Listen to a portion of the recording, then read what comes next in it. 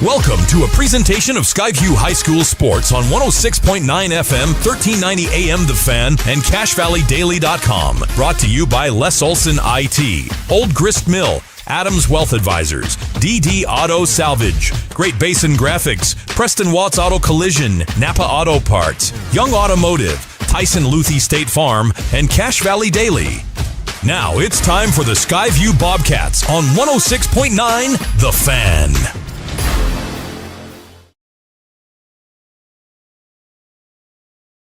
And welcome to Bear River High School, where the Skyview Bobcats are on the road starting region play as the Bobcats 1-2 on the season are facing the 1-2 Bear River Bears, and it's the region opener for both teams.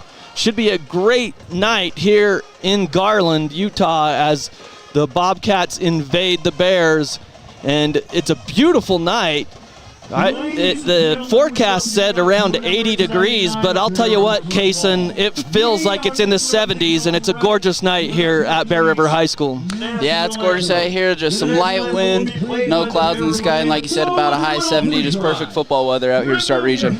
Well, John Newbold, Kaysen Carlson here with you, and we started just when they're getting ready to do the national anthem, so we'll take a break and come back with some thoughts and get you more acquainted with these teams right after this on The Fan.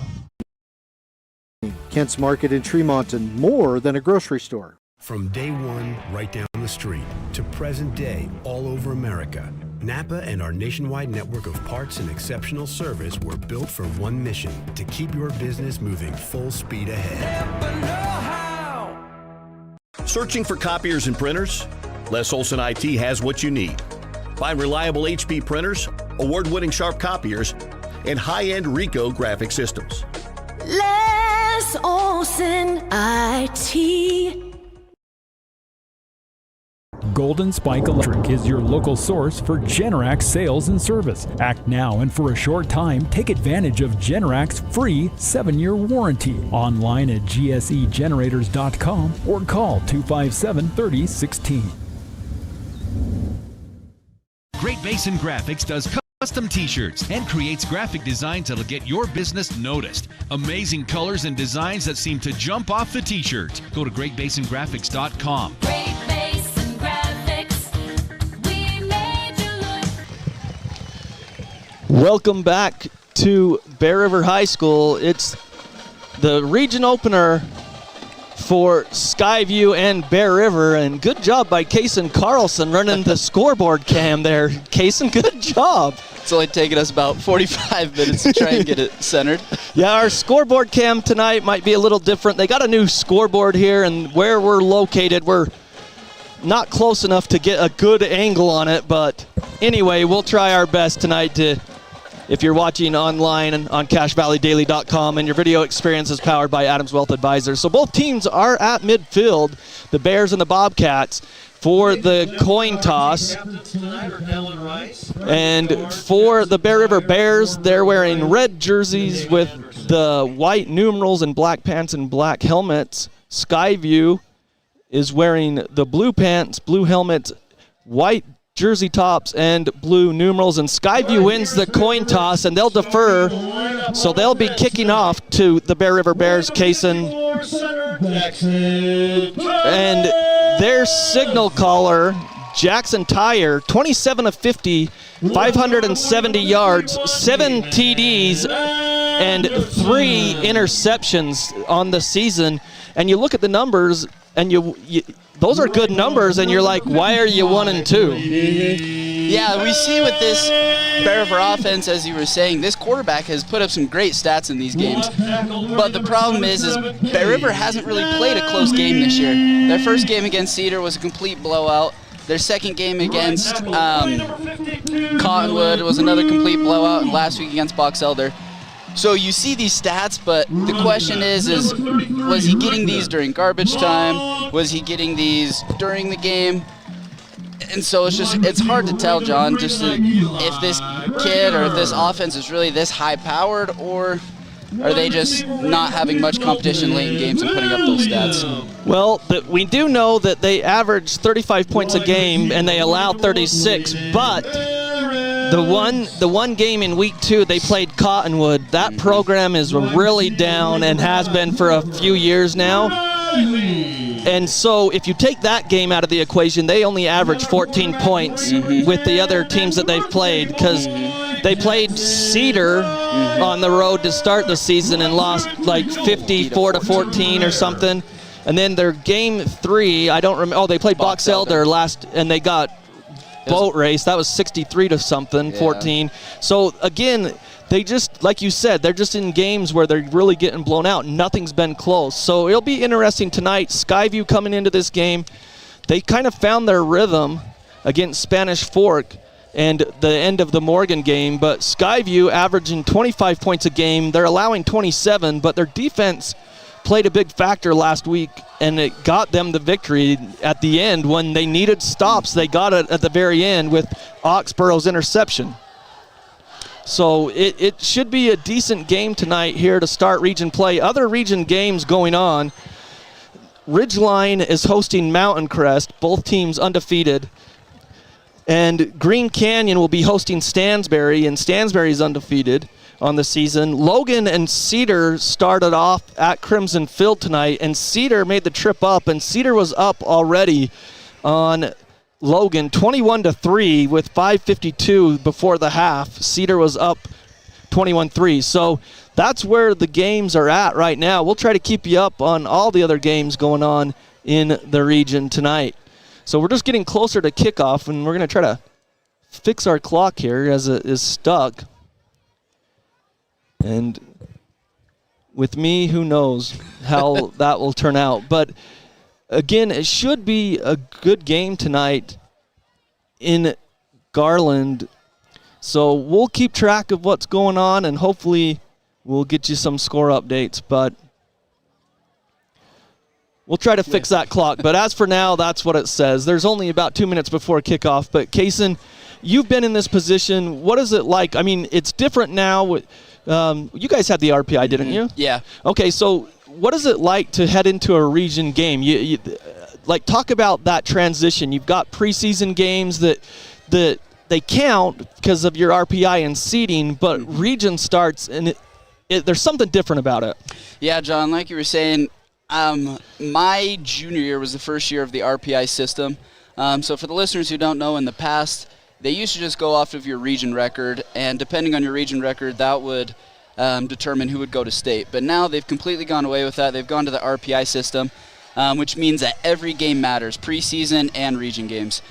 So going into the season, you always want to have a great preseason. You want to win those games because obviously they're going to be important with your seeding. But region games, they mean a little bit more. You know these kids, you've played against these kids, you see them around town. And there's just those bragging rights in the Valley when you're playing those region teams.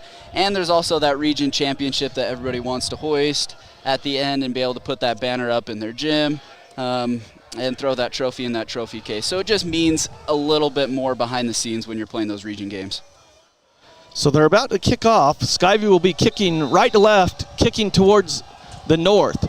As Carlson gets his foot into it, it's deep, it's far, and it's going to go into the end zone and out. So Bear River will have the ball starting at their own 20. And I'm excited to see the Skyview defense today, John. Like you were saying, last week against Spanish Fork, it really looked like this defense turned it up a little bit. They were flying around, they had a lot of aggression, and they were really able to stop a great Spanish Fork offense. And the D-line of Skyview was able to hold Spanish Fork to minimal rushing yards. Today, as they go against this Bear River offense, who is a very heavy pass offense, I'm looking to see if those D-linemen can get in the backfield, hurry them up a little bit, and we can hopefully get some turnovers in the backfield. So Jackson Tyre, the quarterback, in shotgun, couple receivers to each side. High snap, he gets it, throws it outside for a wide receiver screen, and taken down right away. The Bobcats swarmed to the football. And that was a catch by number 2, Dalton Williams, in the slot for Bear River. And he was tackled, I believe, by number 25, Ryan Bates, for Skyview. So just underway here in the first quarter. Bear River and Skyview, region opener. Empty backfield this time for Tyre. Takes the snap. He's looking the whole way to throw. He does. It's complete. He gets upfield, but he's pushed backwards. Wow, what a stick there. The defender for Skyview just met him head-to-head there, Kaysen, and just stuck him and pushed him back. Yeah, Zach Oxborough there met number 1, Gladen Barons, right in the flat. Made contact with him, pushed him back about a yard before they were able to drag him out of bounds. And that'll set Bear River up for about a 3rd and 4, 4.5. Well, I think I got the scoreboard kind of back. So 3rd and about 4 at the 26-yard line. Tyre takes the snap. He's got pressure in his face. Now he rolls out. He throws incomplete. And a flag comes out late. Wow.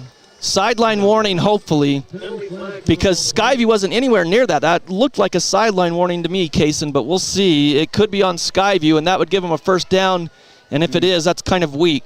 Oh, ineligible receiver downfield on Bear River. So Skyview, I think they'll decline that and force a 4th and 4, but we'll see.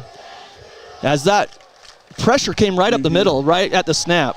Yeah, Bear River kind of ran a little rollout, and Andrew Oxborough on the blitz was just able to get into the backfield very quickly and pressure number 10, Jackson Tyre. I didn't know how to pronounce his name. Was able to force him into a bad throw and just was forced to throw it out of bounds. So 10:54 in the first quarter, no score. And they're going to set up for the punt. They declined the penalties, so it's 4th and 4 at their own 26. Skyview's Lincoln Ballard back at his own 25. Snap is back. Kick is on the way. It's a low-line drive. It will bounce at the 50. Lincoln comes up, grabs it at the 45 or 35, across the 40, spins around to the 44. Maybe they'll give him the 45. A good return there to the 45. Yeah, that was a great return by Lincoln Ballard, and he was brought down by number 56, Porter Wood, for the Bear River Bears on around Skyview's 45-yard line.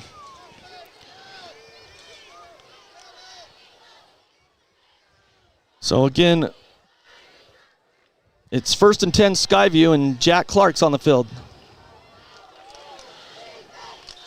So here we go, 1st and 10, 2 receivers to the left, 1 to the right. Turnaround, handoff, and that's Stokes back this week. So last week, Stokes was out. He warmed up before the game, but he's out last week, but he gets a 3-yard gain right up the middle to the 48. And he was brought down by number 18, Brecken Garn for Bear River. So 2nd and 7 Bobcats at the 48, their own 48, going right to left. Turnaround, handoff to Stokes again, spins around maybe a yard. Good pressure by Bear River at the line of scrimmage. Yeah, Xander was just wrapped up there in the middle by a couple of D linemen and finally brought down by number 27, Dallin Rice, the linebacker for Bear River there. So 3rd down and about 6 for the Bobcats from their own 49. Stokes leaves the backfield, back to pass. Clark over the middle, complete to Carlson, and he's ripped down for a first down across the 40 of Bear River to the 37-yard line. Good gain there of 14. Yeah, and that was a great job by the Skyview line there. Was able to give Jack Clark enough time to get that pass over the middle of Jace. 1st and 10, handoff to Stokes up the middle. He's bottled up and taken down for a loss of 2, back to the 39 from the 37. So good penetration there by the Bears defensive line. Yeah, it looked like there might have been a mistake there made by the Skyview offensive line. His number 11, Bennett Allen, was able to get into the backfield and wrap up Xander for a loss on the play. Yeah, 2nd and 12. 3 receivers to the left, 1 to the right. Stokes leaves the backfield. Clark back to pass. He's got time. He throws downfield. Dropped in and out of the hands of the wide receiver at the 5. That was Zach Oxborough. The pass was on the money, Kaysen, but with the defender kind of draped on him, he just couldn't haul it in. Yeah, I was having flashbacks last night to the Cowboys-Eagles game with just a couple of drop passes, but great throw there by Jack. Great route by Zach Oxborough, just not able to bring it in on that fade route. 3rd down and 8, or 12, excuse me, not 8. 3rd and 12. They're going to hand off to Stokes. He breaks free for a second. He's got about 3 yards, so it'll be 4th and 9 at the 36, and the Bobcats are lining up to go for it on 4th down and 9 from the Bear River 36. Carlson kicked a 45 last week, a 45-yarder. 3 receivers to the left, 1 to the right. Stokes behind Clark. They take the snap. Clark back to pass. Clean pocket. He throws. Complete at the 25. That's Cooper Karen with it. And he's got the first down. What a route by Cooper Karen, Kaysen, to create separation for the first down. Yeah, that was a beautiful route by Cooper right there. Just ran a little post curl, was able to get separation from the corner and the safety, and great job by Jack putting it right on him for the first down. 15 yards on fourth down. First down, they're going to throw. Clark over the middle. He's got a man. Diving catch. Did he catch it? Yes! And that's Cooper Karen again, baby. He went to the turf to get that one and somehow hauled it in. Yeah, what a great catch there by Cooper. Just was able to get separation from the DB. It looked like he got tripped up a little bit, dove, and was able to make that catch in the end zone for a Skyview touchdown. 25 yards for the touchdown. There wasn't a defender near the receiver, Karen, wide open, and he just made a diving effort. 6-0 Bobcats. Extra point by Carlson coming up. Hold down. Kick is up, and it is good. So Skyview leads 7-0 with 8:22 in the first quarter. We'll take a break and be back right after this. Old Gristmill on South Main Logan, 4th North Logan, and now Smithfield offer Cache Valley that famous lunch special and natural bread baked the right way. Get your made-to-order lunch or baked goods at Cache Valley's Best of Northern Utah gold-winning bakery. The Old Gristmill, here for you.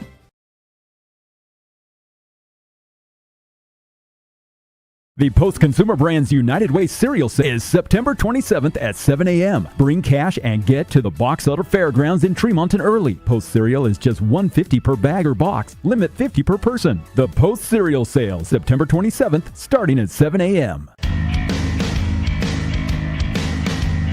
7-0 Skyview, 8:22 remaining. It was the Cooper Karen show as he had 2 catches, one on 4th and 9. He got a 15-yarder, then a 25-yard diving catch into the end zone, Kaysen. A thing of beauty. And if I'm not mistaken, Clark, has he thrown an incompletion? Oh, yeah, the Oxborough. Yeah, so just one a incompletion, yeah. So Clark's been on point tonight, and a lot of the credit has to go to the offensive line, too. He's had a clean pocket. Yeah, it looks like Bear Rivers tried to bring pressure to force Clark to speed up a little bit, but the Skyview offensive line has done a great job of giving him protection. These receivers are doing a great job of getting open.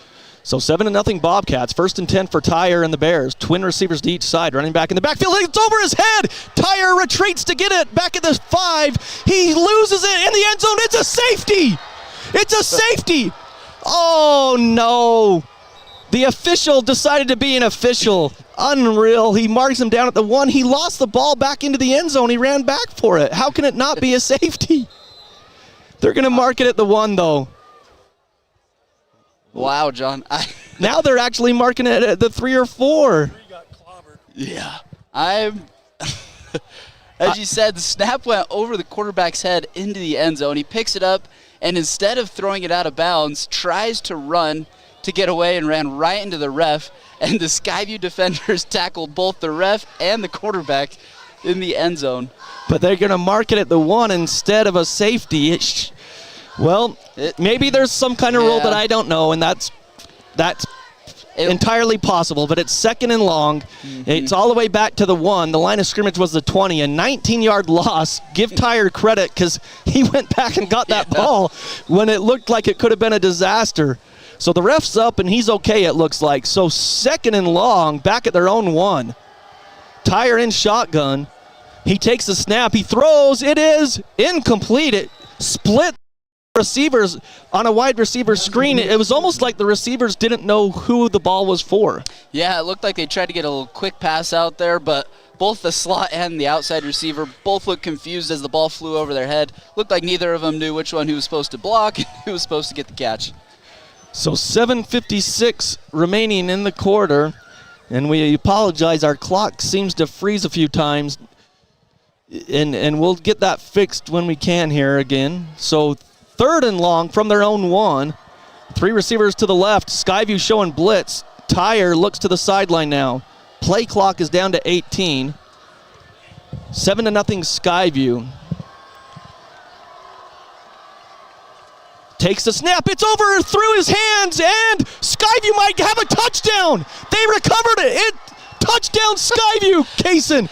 It didn't go out of the end zone. It was at the 9 yards deep, and he recovered it. Yeah, and that one I don't think was on the center as much as it was on the quarterback. Just dropped the snap, and instead of kicking it out of the back of the end zone and taking the safety, tries to dive on it, but number 8, Ollie Collins for Skyview, beat the quarterback there, was able to jump on that ball for that Skyview touchdown.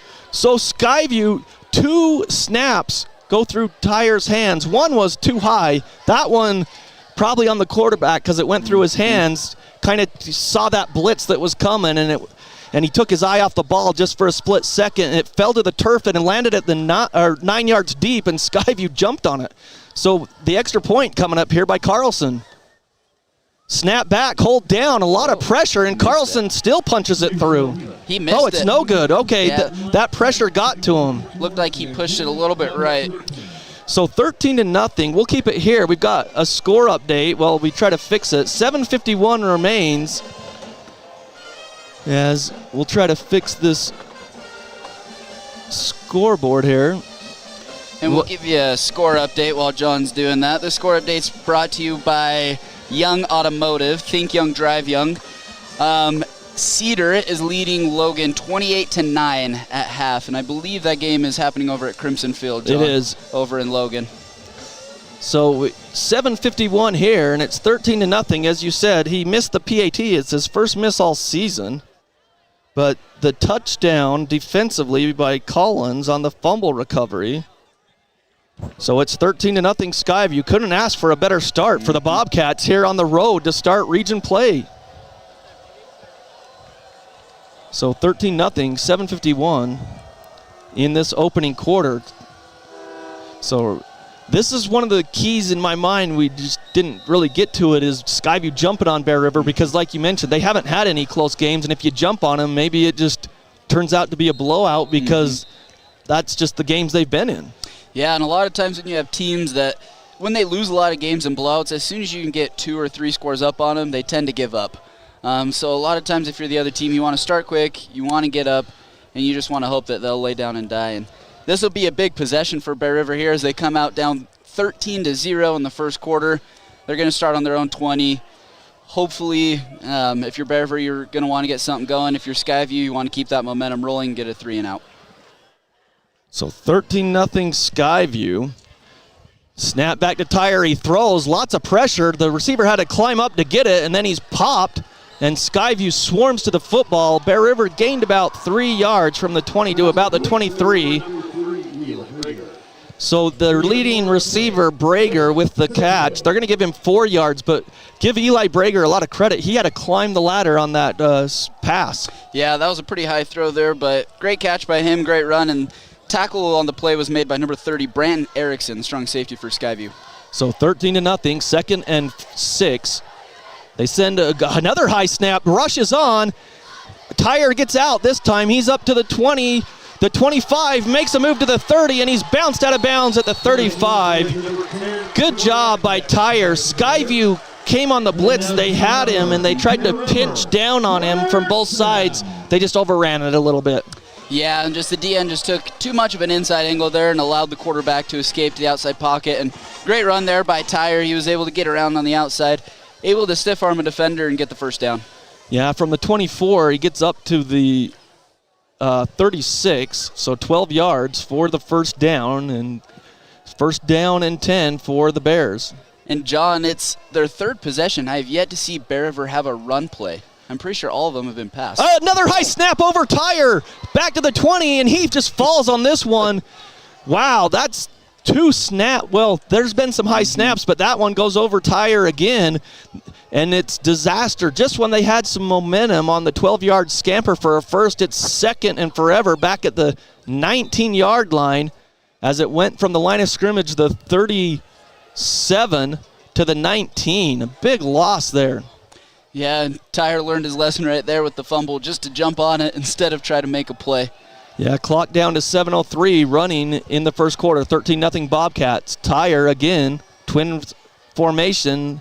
Nice snap this time. He's going to throw out there for Brager, and incomplete. It could have been offensive PI. Yeah. But good defense there by, was it Oxborough? No. Brett Carling, number 34. He was right inside of Brager's jersey on the inside. That was just perfect coverage. Yeah, he played that perfectly. He was right on the inside of the receiver, kept his hands away, and was able to make that deflection without getting a penalty. 3rd and long for the Bears from their own False 19. start. They've got 3 receivers to the right, 1 to the left. And John, the running back, moved, but the refs must have missed it. Should have been a false start. Tyre takes a snap. He's got pressure already, and he is sacked. Back behind the 10, was it Satili Palmer that got through? No, it was Gavin Reed. Gavin Reed, yeah, he got in first. He just got off that block so quick. And then Tyre went down at the 10, so a loss of 9. It's 4th and forever. Yeah, and that was a great job by Satili Palmer, like you said, and Gavin Reed. Both was able to shed their blocks quick and just got way too much pressure on Tyre. So clock's running, and they'll be punting away the Bears from their own end zone. Snap back. Kick is away, and they run into him, and that's a penalty at the 35 as Reed runs right into the punter, and he takes a spill. And I don't know if it's an automatic first down. I don't know if it's like pass interference. It's just 15 yards, and they'll still be shy of the first down. We'll have to see. I don't know. It's roughing the punter. Yeah. Oh, it is. It's a first down. Okay. I think if it's roughing the punter, it's like pass interference. It should be an automatic first.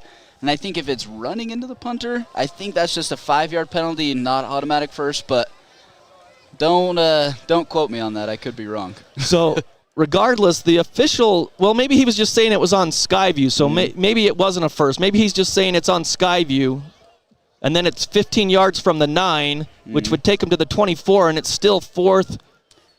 If it's not an automatic first down, it will be 4th and long. But I think it is a first down. Yep, it is. He's signaling a first down. So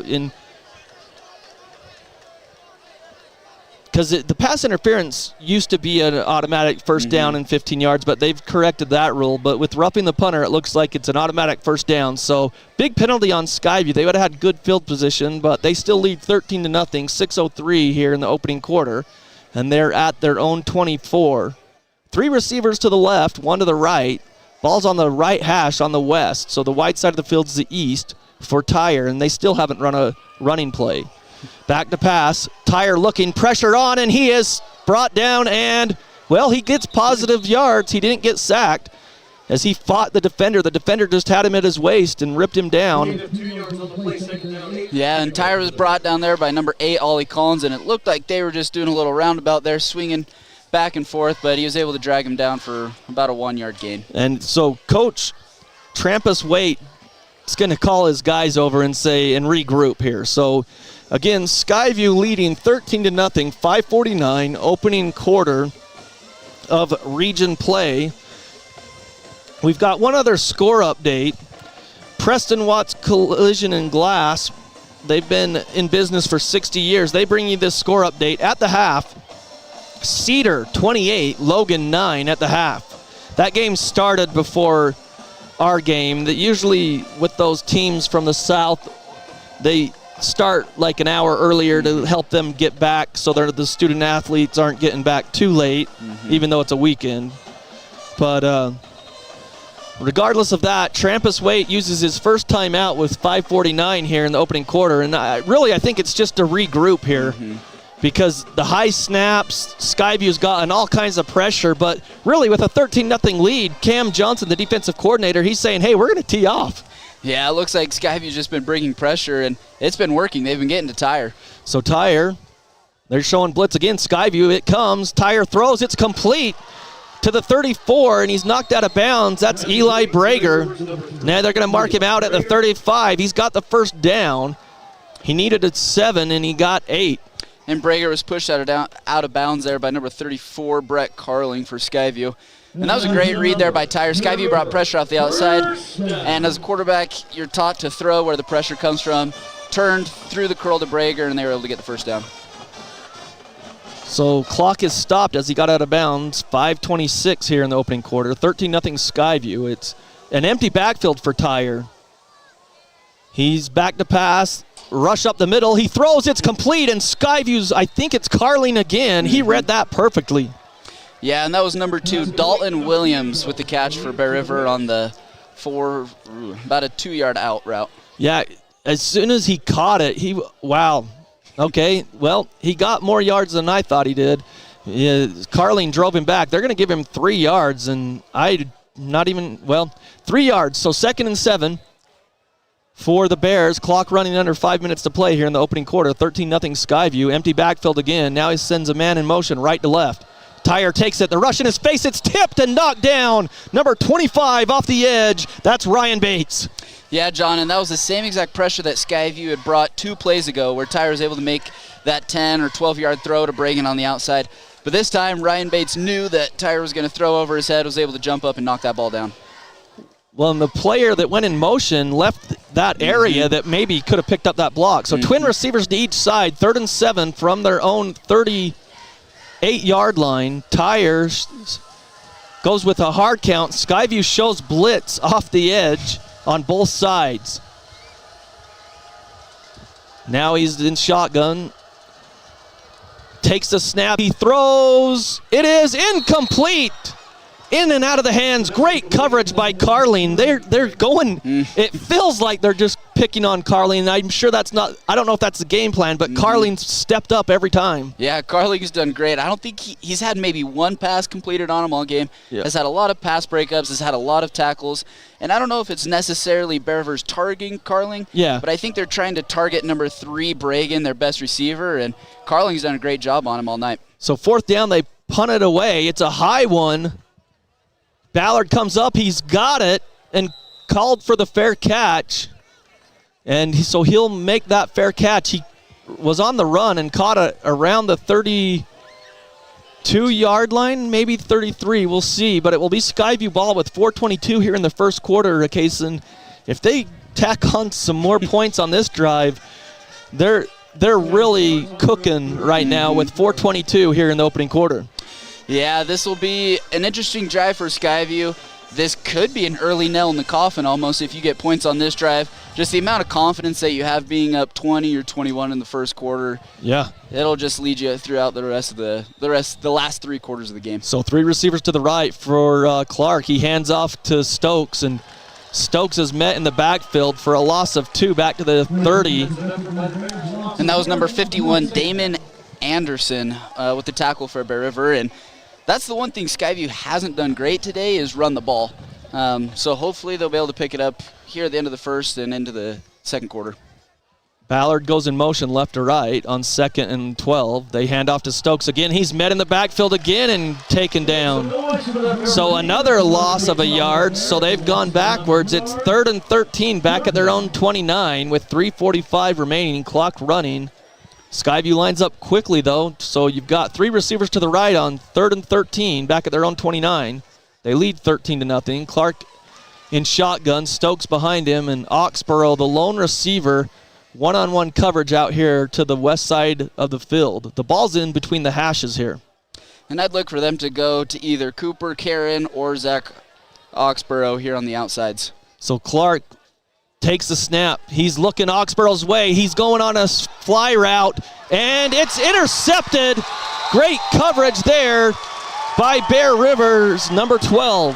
Yeah, that was number 12, Carson Sutherland, the cornerback for Bear River, and Jack just left the throw a little bit too short, and he was able to stay underneath the receiver and get that interception. So it's 13-0, 3:11 left in the opening quarter as Clark throws the interception on the season. That's his 4th interception. And he's got, 7 touchdowns of the 4 interceptions. So the ball's at the 38-yard line of Bear River. They've yet to get into Skyview territory. So let's see. They're going to try to do that on this drive. 3:11. And, John, they have number 3, Pregame, the receivers at quarterback for this play. So Brager at receiver. Brager, my bad. Yeah, Brager in the quarterback. He takes the direct snap. He's up the middle, and it's going to be an illegal formation as that flag came out right when the snap occurred. He got about 3 yards up the middle, but there was a flag right away. It's going to be 2 men in motion, illegal shift on Bear River. It'll be 1st and 15, and sometimes it can happen when you bring in someone that's not used to playing quarterback. Yeah, when you're running that wildcat formation, you have either a running back or a receiver. When he has to motion those guys, he's not very comfortable with it, hasn't done it very much, and you're going to get penalties like this. And oftentimes, offenses don't run that wildcat formation that much, and so a lot of times these players are out of position, not really sure what they're doing, don't have a lot of practice, especially early in the season, and that can lead to penalties, as we just saw. So it goes back to the 33, their own 33, 1st and 15. And I believe that's Brager again. Brager takes the snap. They're going to pitch it forward on a forward pass. Skyview swarmed, but they couldn't bring down that receiver that came in motion from right to left. And then they finally get him down at the 31, so it's another loss there. Yeah, and the receiver on the play was number 1, Gladen Behrens for Bear River with about a 4-yard loss, which should have been about a 10-yard loss. He was able to gain a little bit of yardage to try and get as close as he could to the line of scrimmage. But yeah, he's back at the 31 now, so 2nd and long for the Bears. 3 receivers left, 1 to the right. This time it's Tyre. He takes the snap. He's looking. He throws quickly out there to the receiver. It's caught, and Skyview rips him down. And so they give him forward progress. They pushed him back about 4 yards. He gets up to the 34, so only a 3-yard gain on that quick pass. Yeah, and that was great coverage there by number 8, Ollie Collins, and number 3, Zach Oxborough for Skyview. Ollie was playing underneath the receiver, and Zach was playing over the receiver. And as he made that catch, both of them were able to collapse on him and get the receiver down for the tackle. So 3rd down and long, back at the 34-yard line. They got to get to the 48. So 3rd and 14. They've got to get to the 48 for a first down. Empty backfield for Tyre. Couple receivers to each side. Now a man in motion.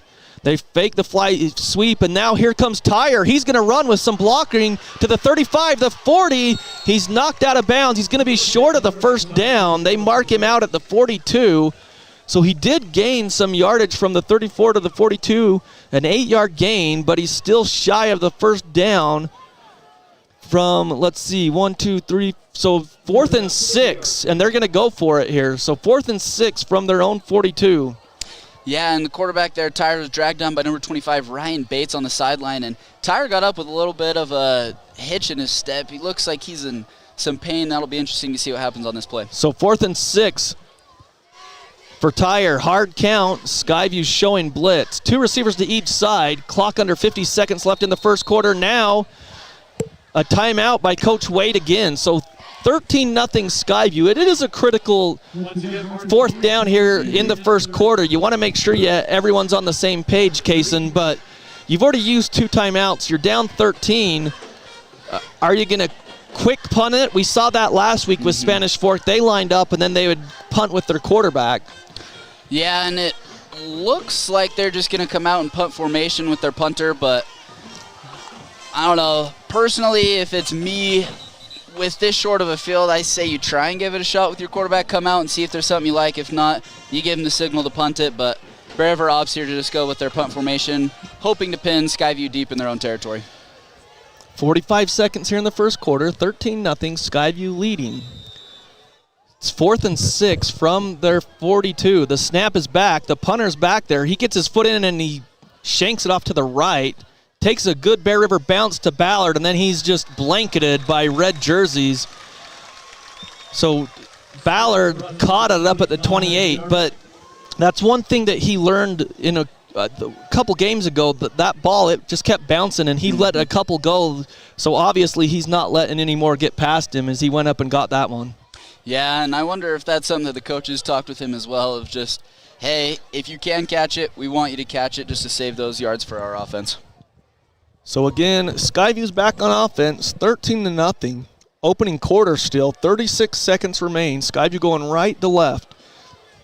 3 receivers to the right, 1 to the left. Clark in shotgun, takes a snap. They're going to run the pitch play, and that's Sparrow across the 30 to the 34. Nice job that time by Rad Sparrow, the junior, to get positive yards on that little option pitch play. Yeah, and that was a great run by Sparrow, but that was also a great block by the receiver, Jace Carlson, downfield. Was able to get the block on the outside linebacker, open it up for Sparrow. 2nd and 4. They give it to Sparrow again, and this time up the middle, nothing doing. 2-yard loss. Yeah, and he was swallowed up there by number 51. Again, Damon Anderson, the D lineman for Bear River. So the clock runs out. That's the end of the first quarter. Skyview leads 13-0. We'll take a break and come back with this 3rd down and 6 for the Bobcats right after this on The Fan. Pickup is available. DD Auto and Salvage in Logan. Call 787-1204. That's 787-1204 today. See store for details. At Adams Wealth Advisors, they believe that successful wealth management is all about planning. Adams Wealth Advisors is here to help. If you're transitioning a business, searching for the most up-to-date tax strategies, need help managing investments, or need help with estate planning, Adams Wealth Advisors has your back. Hanson Motor Company isn't just another dealership. We're your friends and your neighbors. We grew up here. Hurry to Hanson Motors for $7,500 off new electric vehicles. The federal tax credit ends September 30th. Hanson Motors, local, loyal, and proud to serve our community. From what's happening in local. Start of the second quarter, Skyview has a 3rd and 6 back at their own 32. They flip this field here, so they're going left to right towards the south now, and it's 3rd and 6 for the Bobcats at their own 32. Clark has 3 receivers to the left. He takes the snap. He's back to pass. No pressure. He throws complete to Oxborough. I think he might be a yard short on that route, though. He's right at the sticks. We'll see where they mark it. Yeah, he's right at the sticks. That's a great route. He'll get the first down. It's high school. Yeah. So right at the 38, he's got the first down. He needed 6. He got 6.5. Yeah, and that was a great route again by Zach and great throw by Jack. They turn around, they hand off to Sparrow. He jumps over the line to the 40 from the 38. He's got 2 yards. Geez, Rad Sparrow over the top. Yeah, and as he hurdled those defensive linemen, he was brought down by number 27, Dallin Rice, the linebacker for Bear River. So 2nd down and 8, Bobcats, just the start of the second quarter, 13-0. Oxborough goes in motion right to left. They're going to throw it out to him. He's got some blocking downfield to the 40, the 45, and he's right at the sticks before he's knocked out of bounds on the far side of the field on the east side. What a play as he came right to left, and then Clark found him as he was in motion there. Yeah, and that was a great throw by Drag, great catch and run there by Zach after the play. But again, this is some great blocking by these Skyview receivers downfield. They're able to block these corners and safeties and outside backers, which allows these other Skyview receivers who catch the ball to get more yards after catch. Well, Kaysen, they said he stepped out before the marker, so 3rd and 1 Bobcats. They line up in a tight formation, hand off to Stokes. He bowls his way forward for a first down. Still going. Geez, I thought that they had him wrapped up at the line of scrimmage, Kaysen, and he just kept those legs churning across the 50 to the 49 of Bear River for the first. Yeah, Corver Riley, the outside linebacker for Bear River, looked like he had him in the backfield. He did. Xander and those big legs just able to move the pile for a first down. So first down, Clark throws over the middle. It's completed to Ballard, and he takes a big shot, but he holds on to the football. So 7 yards on first down from the 49 to the, well, they're going to give him about 6 7 yards. So 2nd and 4. Stokes leaves the backfield. Clark looking. Now he's got pressure for the first time tonight. He's going to run. He's across the 40 and dives forward. Let's see where they mark him. They mark him down at the 40. He's going to be shy by about half a yard. 3rd down. Yeah, John, I thought that was a great play there by Jack. We saw he's already thrown an interception today, had some in the past. There he was just able to use his feet. When he got pressured, escaped the pocket, instead of trying to make a throw downfield, just took what the defense gave him and got a few yards there on the play. Well, they go tight formation. Nope. Clark in shotgun, turns around, handoff to Stokes, left side, first down. He only needed half a yard, and he got 2. He's across the 40 to the 39 to the 38 is where they're going to mark him. 1st and 10 Bobcats at the 38 of Bear River, and they lead 13-0 couple minutes into the second quarter. Twin receivers to each side on 1st and 10. Clark takes it, fakes the handoff. Back to pass, looking. He's got plenty of time. Now he launches it for the end zone. Touchdown, Lincoln Ballard. The defender fell down 38 yards right in stride to Ballard for 6. And that was a great play there by Skyview. They ran play action. Jack was able to have a great fake, sucked the linebackers up. The offensive line gave Jack a lot of time to make that throw. Great route by Lincoln Ballard, and like you said, that DB tried running after Lincoln Ballard and just tripped over his own feet. And great throw, great catch, touchdown Skyview. So 9:53, Skyview leads 19-0 pending the extra point. Last time they got pressure up the middle. So snap back to Stokes, he gets it down, kick on the way, looks good this time. And they give it to him, so it's 20-0 Skyview, 9:53 here in the second quarter.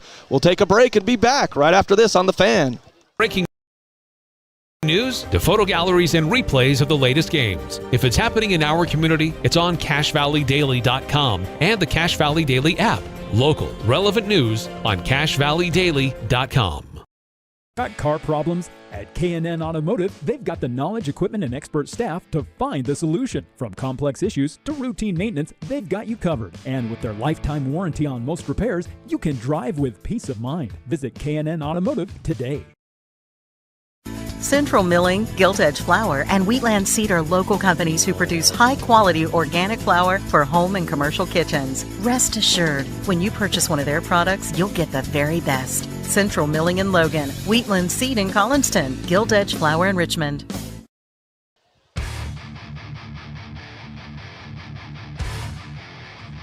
$20-0 here in Garland. Skyview all over the Bears. John Newbold, Kason Carlson with you. 9:53 remaining. Skyview punches it up, and it will be returnable at the 10. Kind of angled it to the 15 to the 20, and he's hit across the 25. So Carlson, something that they're wanting to practice, obviously, he punches it up and angles it towards the sideline, hoping that the receiving player comes up and kind of loses their balance out of bounds. Yeah, and it was a great kick by Jason. Like you said, he tried to angle it, and it just didn't give very much room to the returner, and that Skyview kickoff team was just able to corral him right in that corner of the field and able to take him down. So 20-0. Tyre comes out this time at quarterback, the starting quarterback. He's in shotgun. He's got a couple receivers to the left. He takes a snap. He's faking the handoff. He throws. It's in and out of the hands of the receiver, Brager, as he was cutting inside. That ball was just a little bit outside, but you can see why, because Tyre was pop-canned as he threw it. Yeah, it looked like Berver was trying to run an RPO there, and just the D-line and the linebackers for Skyview just got too much pressure on him, tried to make that throw a little bit behind his receiver, and they just weren't able to connect on the play. So they come out in twin receivers. Empty backfield for Tyre. He sends a man in motion, left to right. Now he has the snap, throws over the middle, complete to Brager, and Skyview's there. He came on a little drag route, Brager did, but he's taken down. He got about 5 yards. We'll see where they mark it. Yeah, John, and that's the first play in a while where Skyview hasn't got much pressure on Tyre, and he was able to sit back there and make a throw to his receivers. But great job by the Skyview defense. As soon as that catch was made, there was about 3 or 4 Bobcats there to make the tackle on Brager. Yeah, he got 6 yards up to the 34. They need to get to the 38. So 2nd and 4, clock running at 9:10 here in the half. 2 receivers to each side, running back in the backfield. Takes the snap, back to pass, rush is on. Tyre lets it rip. It is complete. He breaks the tackle to the 30, 25, 20, 15, and he's taken out of bounds. It's complete to number 1. That's Gladen Barons. So big play from the 34, their own 34. 36, 46, let's see, 51, about a 54-yard pass play down to the 12 of Skyview. Yeah, and that was a great one-on-one catch there by Gladen Barons over Skyview's Brandon Erickson, and a touchdown-saving tackle there by Zach Oxborough, the safety on the opposite side running down to make that tackle. This is the first time Bear River's had the ball in Skyview territory, and they're at the Skyview 12. Twin receivers on first down. Tyre lets it throw, complete, and the receiver stretched forward but can't escape. Skyview's defenders were there. Yeah, and that was a great job there by Andrew Oxborough, staying at home and being able to make the tackle on that quick pass to the receiver. Couple yards lost back to the 14-yard line, so be 2nd and 12. Clock running at 8.5 left in the first half. Skyview leading 20-0. Clock running down to 8:23. 3 receivers to the right, 1 to the left for Tyre. He's got a running back in the backfield. That's Christensen. Tyre takes it. He's going to fake the handoff, and he gets away from 1 tackler and then taken down inside the 10. As Skyview had his jersey, but he escaped that one, but he couldn't escape everybody else as he broke the 10-yard line, got down to the 9. And Bear River there just ran a little read play, and the quarterback kept it. Tried to get around the outside, and as you said, Satili Palmer got a paw on him, but just not able to bring him down, and he was tackled there by number 0, Andrew Oxborough, on the play. 5-yard gain down to the 9. It's 3rd and 7. They got to get to the 2 for the first down. 2 receivers to the right, 1 to the left. Tyre takes it, he throws, and I think it's knocked down at the line of scrimmage. He was trying to go over the middle, but Kaysen, is that what happened? Yeah, I think he tried to make a throw over the middle, and the ball got knocked down somewhere between the quarterback and the receiver. I'm not sure if it was the linebackers or the linemen, but the pass fell incomplete right about the line of scrimmage. So they've got a great place kicker, Stone Higley. I've seen some of his warm-ups. He's knocked them in the offseason from 50-plus. But he's going for a field goal. I think it's his first one of the season. It'll be a 27-yarder is where they're placing it at the 17. So snap back, hold down, kick on the way. Stone Higley puts it through easily. So a 27-yard field goal, and Bear River's on the board, 20-3. Skyview leads with 7:26 here in the first half. We're going to keep it here. We've got a score update. Stay tuned for the Old Gristmill Bread and Butter play of the game. We'll announce that after the game, but they bring you this score. Ridgeline 8, Mountain Crest 3 with 9:28 in the first half. It was a 7-yard TD by Nate Daly, but it's 8-3 Ridgeline. And here it's Skyview 20 and 3 for Bear River, as that 27-yard field goal was good by Stone Higley.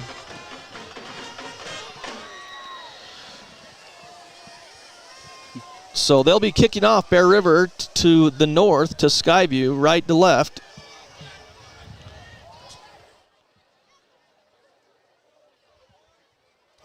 And I believe back to receive for Skyview is number 11, Lincoln Ballard, and I'll be honest, I can't see the other number, but it could be Rad Sparrow.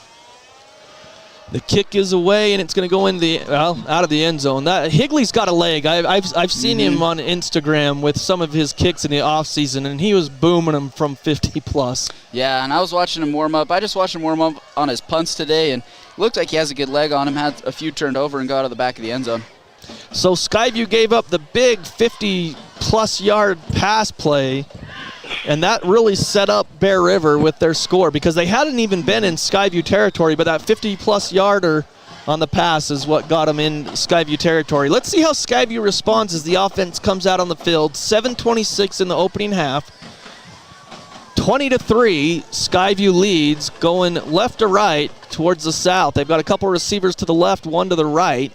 Stokes leaves the backfield. Clark is all alone. He throws it out to Stokes with some blocking downfield to the 20, 25, and gets near the sticks. And we'll see where they mark him. He got about 9, maybe 10. We'll see. I think they're going to mark him just shy. So a 9-yard pass play to Stokes. Yeah, and Stokes was brought down there by number 13, Brock Bingham, the sophomore cornerback for Bear River. So 2 receivers to the right, this time 1 to the left for Clark on 2nd and 1. Takes the snap. He's going to hand it off to Stokes. No, he faked it. He throws. It's incomplete, a little high off the receiver's hands. Incomplete, so it'll be 3rd and 1. But I like that play because you're that close to the first down marker. You might as well try something downfield, and then you've got 2 downs to get the first. Yeah, I agree, John. Whenever it's 2nd and short, I like taking those shot plays, especially against a team like this, where our receivers have had some great plays against these DBs. Well, Clark goes under center. He hands it off to Stokes, who was the deep back. You don't see Skyview under center. We've seen that a couple times tonight. He needed 1 yard. Stokes got across the 30 to the 31. He got 2 for the first. So that tight formation's been about the best running that Skyview's had. 3 receivers right on first down. Clark takes the snap. He's got all kinds of pressure. He spins out of it. He pulls the Houdini. He's downfield for about 8 yards, but holy smokes, he caught the snap with one hand and then somehow spun out of 2 defenders. Yeah, and what a play by Jack. As you said, caught that one-handed snap that was a little bit to the right of him, and I think he was supposed to hand the ball off to Xander. Play kind of got blown up, was able to spin away and get 8 yards on the play. Unbelievable. And then a hard count, they jump across on 2nd and 2. Bear River's defensive lineman on the left side, both of them jump across. It'll be a first down via the penalty. It's been a pretty clean game penalty-wise, but Skyview's got the first down via the penalty, so it will go from the 39 up to the 44 of Skyview. 6:09 clock running, 20-3 Skyview here in the second quarter. They're at their own 44, 1st and 10. Clark in shotgun, takes a snap, fakes the handoff, looking, he's got time, he's got a man out there, he throws it downfield. Incomplete, it was short. The receiver saw it, the defender didn't, but did a good job of just positioning himself in between the ball and the receiver. Yeah, John, I couldn't tell if that was Zach Oxborough. Yeah, I believe that was Zach Oxborough. Was able to get past the DB and was open down the sideline, but Jack just put it a little bit too short and allowed the DB to get back into the play to break that up. Yeah, Karen and Oxborough really gotten past those defenders all night. Oh, a high snap for Skyview. Clark gets on it and jumps on it quickly. So maybe it's just Garland because Bear River had those high snaps over the Tyre's head, and now Clark, for the first time tonight, has to go back and just get on top of one back at the 32. A big loss. It's 3rd and forever. Back at the 32, they got to get out to the 46 of Bear River, and then a flag. It's going to be a false start on Skyview. So 5 more yards, so it's going to be like 3rd and 27. Yeah, John, that's the one thing you can't do in your 3rd and 20 plus is false start. Yeah. But if you're already 20 yards away, what's 5 more? Yeah, when you think you're going to throw deep anyways, I guess 5 more yards might as well. But so back-to-back kind of plays that you don't like to see is the high snap and then the big false start there. So 3rd and long for Skyview, back at their own 27-yard line. They got to get up to the Bear River 46 for the first. Clark takes the snap, back to pass, clean pocket, he throws, he's got a man out there, caught! Zach Oxborough, just like we mentioned, it's easy to do it when Oxborough and Karen are running routes because they just burn the DBs. On 3rd and forever, they get up to the 36. Yeah, and that looked like the same exact play that Jack threw it short on just a couple plays ago, but this time able to put it right on the receiver for a big gain. That was 37 yards. First down, Clark throws again, it's complete. That's Cooper Karen, I believe, to the 25, and he's got a first down. They're going to mark him at the 26, so 10 yards there. So 37 yards to Oxborough, then 10 to Karen, and Bobcats are at the 26 of Bear River, and a timeout, Trampus Waite. They use their 3rd and final timeout with 4:37 in the half, 20-3 Skyview. Holy smokes, Kaysen. What some big plays there. Yeah, and if you're the Bear River coach, I imagine he's a bit infuriated right now. You have Skyview on their own side of the field in a 3rd and 27, and you give up a big play followed by another big play. So I think here he just wants to take that timeout, wants to regroup his defense, and just see if they can hold Skyview to a field goal here or to no points, because you really do not want to let up a touchdown here near the end of the first half when you're already down 20-3. Napa Auto Parts brings you the best part of the game, and the best part of the game today for the Skyview Bobcats is those wide receivers, Cooper Karen and Zach Oxborough, as they are getting 2 and 3 steps on the defenders downfield. They bring you this score update, Napa Auto Parts. Ridgeline, they were down 3-0, but in the second quarter, they've exploded for 2 touchdowns. About 4 minutes apart, it's Ridgeline 14, Mountain Crest 3 with 5.5 here in the second quarter in Millville in that rivalry game. And John, like you were saying, these receivers have pretty much done whatever they've wanted to today. And that Skyview offensive line has given Jack just enough time to be able to put that ball in these receivers and able to make some big plays. Empty backfield, 4 receivers to the left, 1 to the right. They throw to the Zach Oxborough in the end zone. Todd, he's got it! Touchdown Skyview, the defender was there. He was the lone receiver on the outside, 26 yards, and Zach Oxborough for the touchdown. 3 different receivers have caught touchdowns from Jack Clark tonight. Yeah, and that was just a great job. He was able to go up over number 12, Carson Sutherland, the DB for Bear River, and was able to just make that catch over the top of him and bring it down. And I'm a little shocked because these corners and these DBs for Bear River, they've just been getting burned play after play, and it looks like Bear River hasn't adjusted at all. They keep playing press man coverage. They have no safety help over the top. And I think if you're Bear River, you're down 27-3. I think it's time to make some changes in that secondary, or Skyview, I think, will just keep torching them. So 27-3, we'll step aside and take a break. You're listening to Skyview Football on 106.9 FM and 1390 AM, The Fan. In need of a trailer to haul your livestock, snowmobiles, or ATV? Make sure to see CNR Trailer Sales in Tremonton. They also carry flatbeds and enclosed trailers. CNR Trailer Sales, 435-246-3048. Online at crtrl.com. Looking for a new toy this year? Fun is at Spike Power Sports in Tremonton. They carry Polaris and Honda machines to get you into the backcountry safe and sound. Spike Polaris has a machine you'll love. Spike Power Sports, Tremonton. Online at gspike.com. For over 25 years, Bob's Body Shop. 27-3, Skyview leads over Bear River. 4:29 as the sun's going down. The moon is creeping over the Bear River mountain range over there. And Carlson boots it, and it's going to go into the end zone this time. He kind of angled it to the right again, but this time he put more leg into it, and it goes 5 yards deep. Yeah, and that was just a perfect kick there by Carlson. Was able to angle it in that corner, but able to keep it in the end zone and not out of bounds to stay away from that penalty. So Bear River will come out with no timeouts. 4:29 remaining in the half. It's 27-3 Bobcats.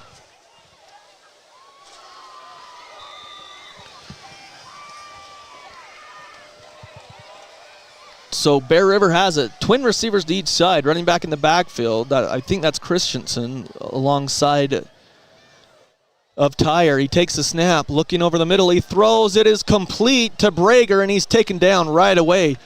Brager came on a drag route across the middle, but the zone of the Bobcats, they stayed home where they're supposed to be, a 2-yard gain.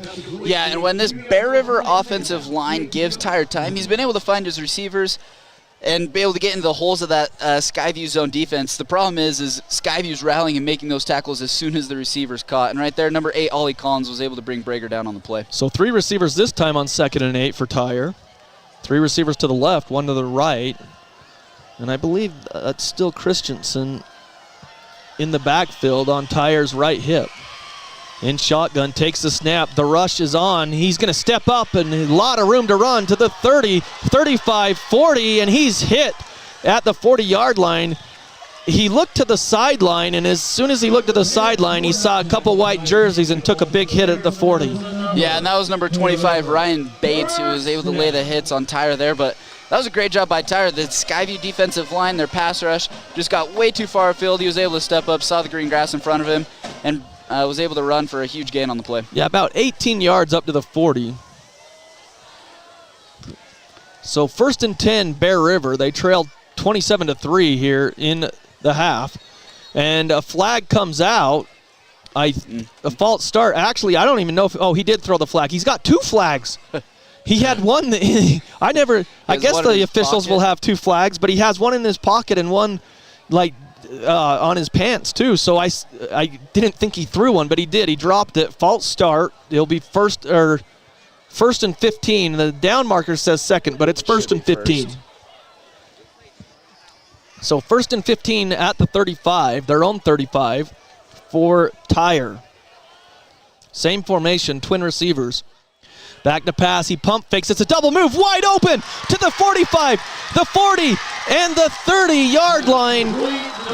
It was the double move. You could see Tyre move his shoulders on the pump fake, and then number 1, the receiver, wide open. That's Behrens. Yeah, Gladen Behrens, and that was a great play by River, and they've been setting this play up the entire game. They've ran that quick pass to the receiver about 3 times. That slot receiver will normally go and block the corner. This time he goes to block, fakes out on the fade, and the quarterback, Tyre, was able to connect with him for a big gain. So 1st and 10 in Skyview territory at the 31. Empty backfield. They throw across the middle, complete. Breaks a tackle at the 15. Inside the 15 and pushed backwards. The Skyview defenders are having a little trouble the last 2 plays. And the catch was made there by Corver Riley, the receiver for Bear River, and the tackle was made by number 0, Andrew Oxborough for Skyview. And that formation right there, Bear River ran the diamond. I think Skyview was expecting a quick pass, and Bear River was able to get behind him and throw it over the middle. So 2 receivers to each side. They go away from that 3-receiver formation. They've got twin receivers to each side on 1st and 10 at the Skyview 13. Pump fake and throw to the end zone on the double move, complete to Brager for the touchdown on the double move again. And from 13 yards out, it's 27-9. What a play by Tyre to their leading scorer, Brager. Yeah, and that was a great throw by Tyre, and again, great double move there by Brager on the outside. Just ran a little hitch and go, I believe. Able to get behind number 34, Brett Carling, the DB for Skyview for the touchdown. And John, that was a great drive by Bear River. That offensive line stepped up. They gave Tyre just enough time on every single throw, and it looked like Skyview stopped bringing pressure and was just able to sit back, and Tyre just able to pick them apart for that Bear River drive. That ended with a touchdown. Snap back, hold down. Higley boots it through for the extra point, and it's 27-10 with 2:07 here in the first half. So, like Kaysen mentioned, a great drive by Bear River to get that lead back to 17 with 2:07 here in the first half.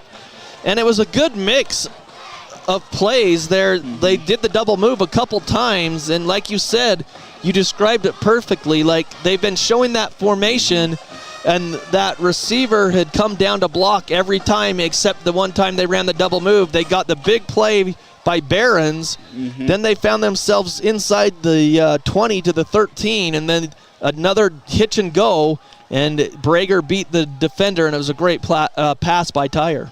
Yeah, just overall, like you said, just great drive for Bear River, and that was able to keep them somewhat in this game as they cut it from a 27-3 lead to a 27-10 game. And if you're Bear River, you're hoping that you can get a stop here, and that Skyview doesn't put any more points up on the board before half.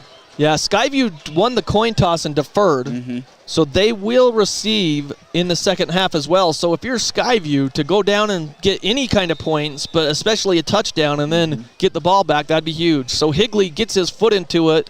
Probably you won't get a return, and you don't.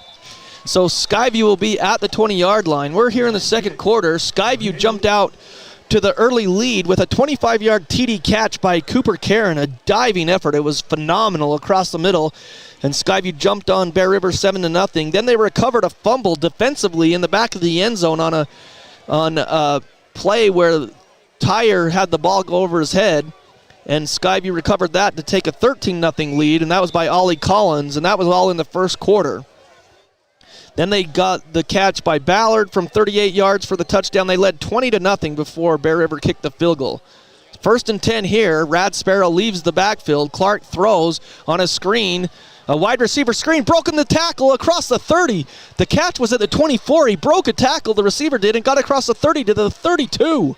Yeah, that was a great job there by number 3, Zach Oxborough. It was a little bit of a receiver screen to the outside. Looked like the offensive lineman got out there a little bit late, but Zach Oxborough was able to break a couple of tackles and get a first down on the play. There's a timeout on the field. Is somebody hurt? I can't tell if he's hurt or if he's cramping. Oh, yeah, so their defender's down at the 35-yard line. We were blocked by all the other Bear River players. I thought Skyview might have called a timeout. They didn't. So a 12-yard pass play on the wide receiver screen to Oxborough. They put a couple more seconds on the clock. There's a minute 52 there before the half. We've got another score update. Again, well, so Adams Wealth Advisors, your video experience is powered by Adams Wealth Advisors. The score update, Green Canyon leads Stansbury 6-0 at the half in North Logan. Kind of a shocker to me there. Green Canyon, that's kind of a little bit of a shocker. Green Canyon, I thought Stansbury, they were undefeated on the season, 3-0. Green Canyon picked up their first win last time at 6A Pleasant Grove, a great win for them as they blocked the extra point to get the 1-point victory. But Green Canyon leads Stansbury 6-0, and I mean, coming up for Skyview, you're on the road at Mountain Crest next week, and then following that, you're at home against Green Canyon and Ridgeline, two big region rivals there. Yeah, that'll be 3 big weeks for Skyview as you go to play your big rival Green Canyon, a great team in Mountain Crest, and then a great team in Ridgeline. So 3 receivers right, 1 to the left on 1st and 10 for Skyview. Clark, an empty or a clean pocket. He throws out to Rad Sparrow, who was in motion, and then he was wide open in the flat, but he just took his eyes off the ball as he went to run upfield and see where the defense was. Yeah, Corver Riley, the defender for Bear River, was on his way, was running full speed at Sparrow, and I just think he heard footsteps and lost focus a little bit and dropped the ball. 1:48 left in the half. Skyview 2nd and 10. They throw. Clark complete, maybe. Did he get a foot down? Yes, he did. Oxborough, I think, at the 40. Yeah, and again, that was a great route there by Oxborough right on the sideline, and great throw by Jack. He's had a few of these where he's put these in a place where only his receiver is able to go get the ball. So it's 3rd down and 2, same formation. Clark pitch play to Sparrow, gets a block across the 40, and he's got the first down as he's knocked out of bounds at the 43. Great blocking downfield just to give Sparrow the angle to get out of bounds. They actually marked him at the 44-yard line, so he got 4 yards. Yeah, and like you said, that was a great job there by that Skyview O-line as well as those receivers just blocking downfield and staying on their man. Was able to give Sparrow enough space to be able to get that first down. 1:34 left in the half. Clock stops. Skyview leads 27-10. Sparrow leaves the backfield. Clark back to pass. He's got a wheel route to Sparrow downfield. Oh, incomplete at the 25. Hit him right in stride, but Sparrow couldn't pull it in on the wheel route as he left the backfield, Kaysen, and he had a linebacker chasing as he just went right up the sideline. Yeah, like you said, John, a lot of times when you have those running backs run routes, you're going to have a linebacker on them who are generally slower, and Sparrow just able to run right past the linebacker. Beautiful throw by Jack, right on the money, but again, Sparrow just not able to bring it in. So 27-10, minute 27 and 3 timeouts for the Bobcats. Sparrow leaves the backfield, 2nd and 10. Clark throws over the middle. It's high and incomplete. Karen couldn't bring it down because it was a high pass by Clark. He just couldn't bring it down.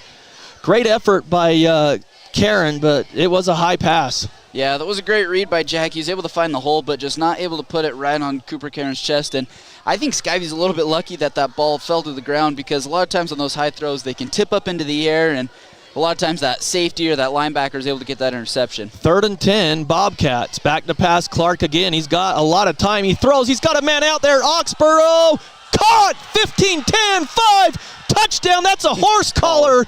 Where's the flag? They give him the touchdown, but it's a freaking horse collar. You've got to call that, ref. Yeah, it's about player safety. Good night. Yeah, that was a pretty bad horse collar right there in the end zone. But again, another great route by Zach Oxborough running that double route, able to get ran right past the DB. Great throw by Jack. Great connection for that Skyview touchdown. So Oxborough, his 2nd touchdown. This one's from 56 yards as he ran right past the defender. And it's 33. The scoreboard's got it wrong, but it's 33 to 10. They put it on Bear River. So 33-10. Snap back, hold down. Kick is good, and it's now 34-10. Bobcats with 1:10 left, and we talked about how important that was because if Skyview could score and then hold Bear River, then you get the ball to start the second half. That's a lot of points there to end the half there. Yeah, like you said, John, Skyview's able to get that touchdown, and then they'll get the ball back to start the half. And if they can get any sort of points in there, it almost feels like this game is already out of stretch at that point. So if you're Bear River here, you have about 1:10. You have to go and try and score and get some points on the board because you feel like this game is already out of reach, and you feel like you have to do what you can to get back into this game as soon as possible. So again, Skyview leads 34-10, 1:10 left in the half. And John, like we said earlier, on that last throw, Bear River, they're still just playing man-on-man, one-on-one coverage out there with the Skyview receivers, and play after play, these Skyview receivers have beat these Bear River DBs on multiple occasions. Hopefully... The kick gets returned at the 1. He's up the middle to cross the 20. And what were you saying? Hopefully... Yeah, hopefully if you're Bear River as you go into this halftime, hopefully you'll make adjustments, or I just don't see them coming back. But right there on that kickoff again, we saw that angle kick by Carlson. That was a great kick, great return, but just swallowed up by that Skyview kickoff team at around the 23-yard line. So we've got a halftime score in Millville. We'll get to that after this play. Bear River doesn't have any timeouts. They've got to go from their own 21 or 22, trailing 34-10 here in the first half, a minute of 5 seconds. They throw it quickly over the middle, incomplete. The receiver hadn't turned his head yet. So Les Olson IT brings you this score update from Millville. It's Ridgeline 14, Mountain Crest 3 at the half. So Mountain Crest jumped out to the lead 3-0, and then 14 straight points in the second quarter. But Mountain Crest keeping it close in that rivalry. So 2nd and 10 from the 22. 3 receivers right, 1 to the left. Back to pass, they throw. It's complete, but Skyview keeps him in bounds. That's Brager, the completion. So about 6 yards up to about the 27 or 28, and Skyview uses a timeout with 8 seconds left. Interesting timeout by Skyview, but I guess they want to try to get the ball back and think they're going to hold him. But 34-10 Skyview here, 48 seconds left on 3rd down and about 5 here for the Bears, and I think the line of scrimmage will be the 28-yard line, their own 28 there, Kaysen. Yeah, John, and I'll be honest, I really like this move by Skyview to take that timeout. You've seen on offense that your receivers are pretty much doing whatever they want on those shot plays. True. I would do all that I could to try and get this ball back and to give a shot play to either Zach or Cooper Karen, who's just been torching these DBs all first half. Yeah, and with Oxborough with a couple of touchdowns, so 3 different receivers have caught touchdowns.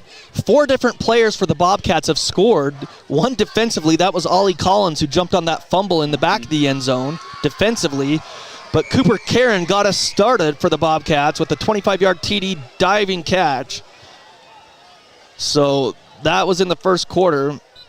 And then Ballard had a 38-yard touchdown reception. A 26-yard touchdown reception to Oxborough. And then it was the Oxborough 56-yarder on the last TD. So 34-10 Skyview, 48 seconds remain here in the half. I think, are they trying to add, I think they might be adding more time. I don't know. Skyview's got 2 timeouts left, though, Kaysen, so they need to stop first here on 3rd down. And I still, besides that Wildcat formation, I still haven't seen Bear River run the ball with their running back yet. So if you're Skyview, you're hoping for an incomplete pass, which would allow you to save those 2 timeouts. Clock still stops, you get the ball back. So it's on Bear River here to get the first down, or ultimately you're kicking to a Skyview team who is hot on offense and also has 2 timeouts. So they add some time to the clock, but I think they added too much. They don't want a minute. I think they want 50 seconds. There we go. There it is. So they finally got it. Skyview called the timeout, and they added 2 seconds from 48 to 50. But it's a 3rd down and 5 for the Bears at their own 28. Can Skyview get to stop? Twin receivers. They do run it with Christensen. He's got a lot of room to the 30, the 35, the 40, and to the 44 as Skyview was thinking pass there, Kaysen. And just like you said, they hadn't really run the ball, and then they do for about 16 to the 44. Yeah, and I think that was the first run by number 33, Rigdon Vonk. Oh, it's Vonk. Yeah, for Bear River. So twin receivers to each side, clock running, 1st and 10. For Tyre, back to pass. He throws, now he pulls it down. He's going to run himself and try to get out of bounds, and he does to stop the clock with 27 seconds. Gained about 3 or 4 yards. Nice scramble by Tyre. He was going to throw, but then he pulled it down and made the right decision to get out of bounds to stop the clock. Yeah, John, that was a great play by Tyre. He was able to get yards on the play. Didn't make a mistake downfield, and he was able to get out of bounds to stop the clock. And he was pushed out of bounds there by number 8, Ollie Collins, for Skyview. 2nd and 7 from their own 47 now. Tyre takes the snap. He's back to pass. He throws. It's complete. Trying to get out of bounds, and he does across the 50 to the 46. That's Barons. Yeah, like you said, that was Barons with the catch on the outside, and he was pushed out of bounds there by number 25, Ryan Bates, the linebacker for Skyview. And like we've talked about, Higley's got a great leg. They only need about 10 yards to get into field goal range for Higley. Yeah, and the question is, are they going to be able to get that 10 yards and get the clock stopped in order to run that kicking field onto the the 21 team onto the field? 21 seconds, 1st and 10. The blitz is on. They throw. It's complete to Brager, but he's in bounds, just like you mentioned, Kaysen. So they're at to the 41, but they got to wait, and the ball gets past the official, and the clock should be running, and it is to 7 seconds, 6. Oh, now they're going to stop it. They're going to have to add some time, but the officials, they threw the ball from the side judge into the umpire, and it went over his head and bounced around. They'll probably add, I think, up to about 12 seconds. And, John, as a football player, in moments like this where you need to get on the ball and the clock's running, you're taught to run the ball to the main ref who's going to place the ball. Never give it to the side judge. Always run it in and give it to him. That'll save you a few precious seconds. But like we said on that last play, that was a great tackle by Carling on that route. He was able to tackle him, keep him inbounds, and let that clock run. So 13 seconds. Oh, that's a false start. They take the snap. When the whistle blew, that should have been a false start, but incomplete as he grounds it. It wastes 3 seconds. Tyre went and he leaned back trying to take the snap, but the center didn't give it to him. But anyways, 3rd and 5 at their own Skyview 41, but they don't line up for a field goal here with 10 seconds on 3rd and 5. They're going to go for it. 2 receivers to each side. If you're Skyview, got to watch the double move. Yeah, that's what I was going to say, John. Look for those double moves that Bear Rivers beat you on a couple plays before. Tyre tries it. The double move he throws, it's incomplete. He tried the double move to Brager. Carling wasn't fooled, or it was maybe someone else, not Carling, but downfield they had 2 guys down there on Brager. They were ready for that double move with 6 seconds left. Incomplete. Brings up 4th down, and Stone Higley is going to attempt a 59-yarder. Wow. They are spotting it at the 49. This will be a 59-yard attempt for Stone Higley. I think he's got the leg, but we'll see. From the left hash, 59 yards. Waiting for the snap. Snap is down. Hold is down. Kick on the way. It's on the way. It looks good. Oh! From 59 yards, it drops 1 yard shy, Kaysen. Yeah, John, that probably would have been good from about 57 or 58. 58, it might have hit the goalpost and bounced in, but 59 just creeps right under that goalpost, and that's still a very impressive kick at the high school level. I know Stone Higley's got the leg. I feel bad for him because he drilled that. That would have been right down the middle, too. Yeah. But it just comes up a yard shy from 59, and the half expires, and we'll go to halftime as well. It's Skyview 34, Bear River 10, and we'll be back right after this on The Fan. Auto body repair, windshield replacement, and auto detailing. They are a preferred insurance repair shop. Their employees are consistently trained on all the new repair methods. Call Bob's Body Shop today at 257-7825. The thing some stores call customer service. Hello? Over here. Oh, I need a little help finding some tools. Tools on aisle 50. With Greer's Do It Best hardware, you won't feel lost in our store. We'll walk you to the item you need and provide expert advice. Greer's Do It Best hardware.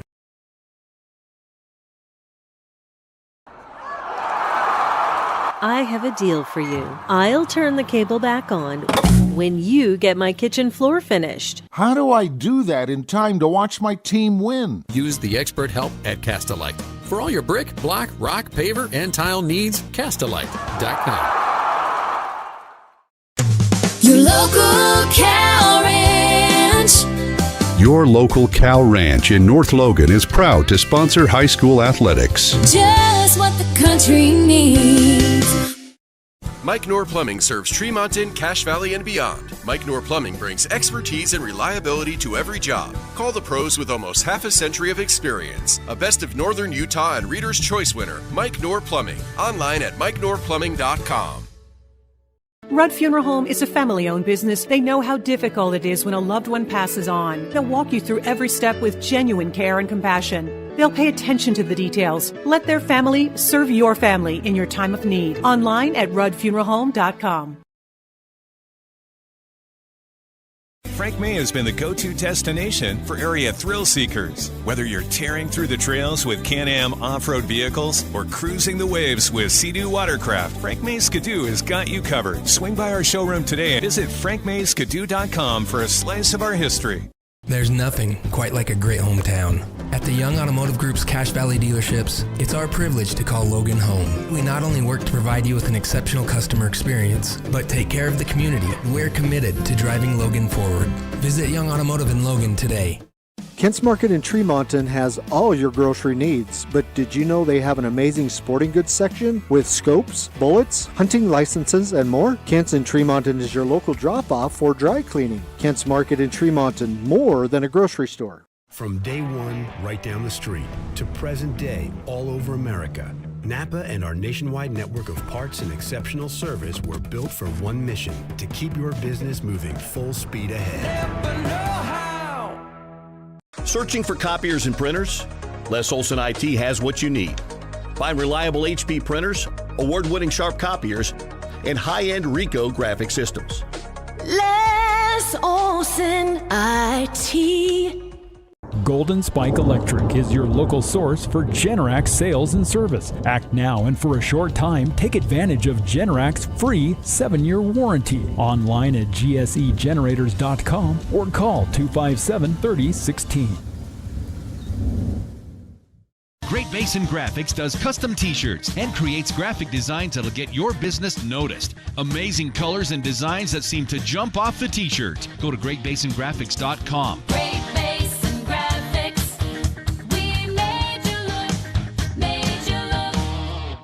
Old Gristmill on South Main Logan, 4th North Logan, and now Smithfield offer Cache Valley that famous lunch special and natural bread baked the right way. Get your made-to-order lunch or baked goods at Cache Valley's Best of Northern Utah gold-winning bakery. The Old Gristmill, here for you. The Post Consumer Brands United Way cereal sale is September 27th at 7 a.m. Bring cash and get to the Box Elder Fairgrounds in Tremonton early. Post cereal is just $1.50 per bag or box. Limit 50 per person. The Post cereal sale, September 27th, starting at 7 a.m. Need some hot food so you're not rude, or a little something sweet to get you back on the street, or antacid to be placid, or an energy drink to help you think. Get to Riverside Corner Sinclair to fuel your vehicle and fuel you. Nobody leaves Riverside Corner hungry. If you're a business owner, don't tackle your electrical problems yourself. Nobody knows more about electricity than Gem Electric. Gem Electric has the experience and knowledge to get you back up and running. Call Gem Electric service specialists today, 257-7113. Their expertise is shocking. Preston Watts Collision and Glass has been your #1 resource for collision repair and auto glass. We specialize in windshield repairs. Competitive prices, call Preston Watts Collision and Glass at 563-3215. We do it right.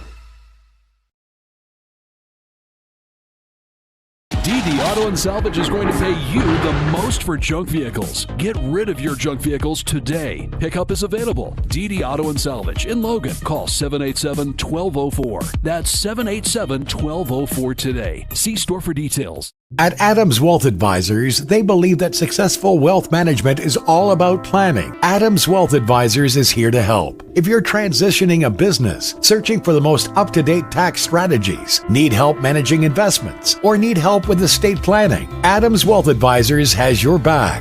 Hanson Motor Company isn't just another dealership. We're your friends and your neighbors. We grew up here. Hurry to Hanson Motors for $7,500 off new electric vehicles. The federal tax credit ends September 30th. Hanson Motors, local, loyal, and proud to serve our community. From what's happening in local political elections, to breaking news, to photo galleries and replays of the latest games. If it's happening in our community, it's on CacheValleyDaily.com and the Cache Valley Daily app. Local, relevant news on CacheValleyDaily.com. Got car problems? At K&N Automotive, they've got the knowledge, equipment, and expert staff to find the solution. From complex issues to routine maintenance, they've got you covered. And with their lifetime warranty on most repairs, you can drive with peace of mind. Visit K&N Automotive today. Central Milling, Gilt Edge Flour, and Wheatland Seed are local companies who produce high-quality organic flour for home and commercial kitchens. Rest assured, when you purchase one of their products, you'll get the very best. Central Milling in Logan, Wheatland Seed in Collinston, Gilt Edge Flour in Richmond. In need of a trailer to haul your livestock, snowmobiles, or ATV? Make sure to see CNR Trailer Sales in Tremonton. They also carry flatbeds and enclosed trailers. CNR Trailer Sales, 435-246-3048. Online at crtrl.com. Looking for a new toy this year? Fun is at Spike Power Sports in Tremonton. They carry Polaris and Honda machines to get you into the backcountry safe and sound. Spike Polaris has a machine you'll love. Spike Power Sports, Tremonton. Online at gspike.com. For over 25 years, Bob's Body Shop has been the Bear River Valley's leader in auto body repair, windshield replacement, and auto detailing. They are a preferred insurance repair shop. Their employees are consistently trained on all the new repair methods. Call Bob's Body Shop today at 257-7825. The thing some stores call customer service. Hello? Over here. Oh, I need a little help finding some tools. Tools on aisle 50. With Greer's Do It Best hardware, you won't feel lost in our store. We'll walk you to the item you need and provide expert advice. Greer's Do It Best hardware.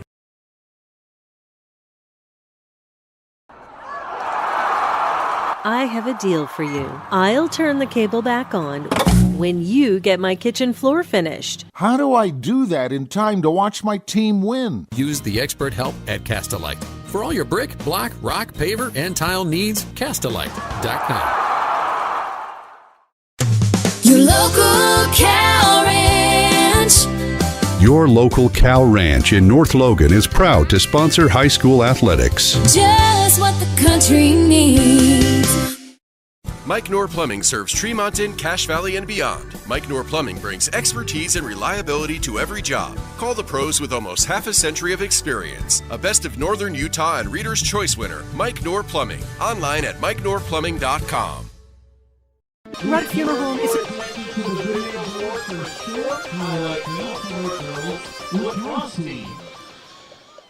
So we're at halftime. John Newbold, Kason Carlson, 34-10. Skyview leads in the region opener here in Garland. And Skyview got off to the scoring in the first quarter. They hit a 25-yard TD to Cooper Karen. It was a great catch in the middle of the end zone as he dove and took it off the turf, or before it hit the turf, with 8:22, and Skyview jumped out to the 7-0 lead. Then on the next possession for Bear River, they had a snap go over the quarterback's head, ended up into the back of the end zone, and he fumbled on a couple plays later in the back of the end zone, and Skyview jumped on it. Ollie Collins there. They missed the extra point, but they led 13-0 after one. Start of the second quarter, Skyview had the ball back and scored again. It was a 38-yard TD catch from Clark to Ballard. And I think that, reading my bad handwriting in the dark, it's 9:53 in the second quarter. Skyview led 20-0. Then it was a 27-yard field goal by Bear River to make it 20-3. Skyview then scored again on a 26-yard TD catch to Zach Oxborough to lead 27-3.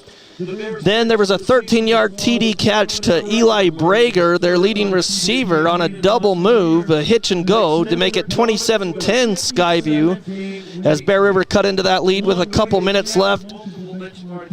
But then Skyview went right back down and scored on a 56-yard TD bomb to Zach Oxborough with a minute and 10 seconds left before the half, and it was a 34-10 lead.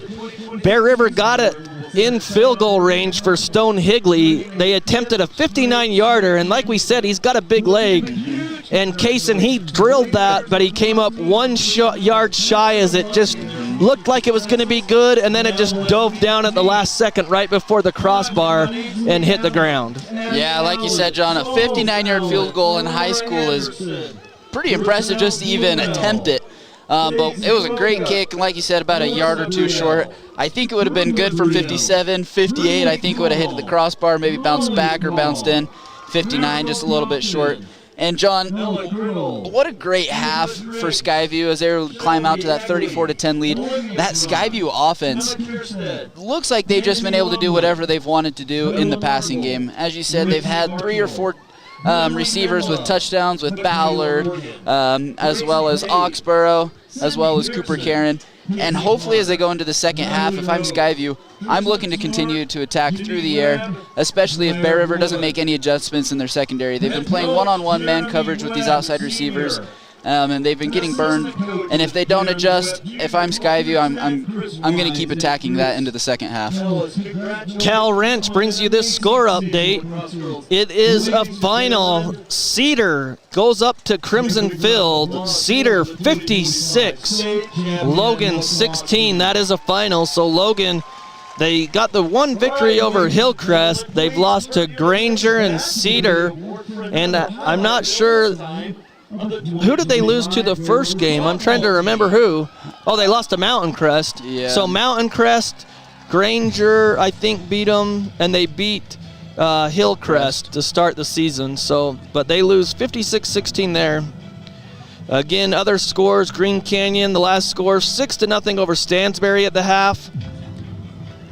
Mountain Crest was trailing at the half, 14-3. Ridgeline was up on them at the half, and Mountain Crest will get the ball to start the second half. So there's your score updates, and here it is 34-10 Skyview. Skyview will start with the ball to start the second half as they're honoring the girls softball team. And Bear River's girls softball team they've got a great program here in Garland that seems year in and year out. Bear River is always at the top, and that's who they're honoring here.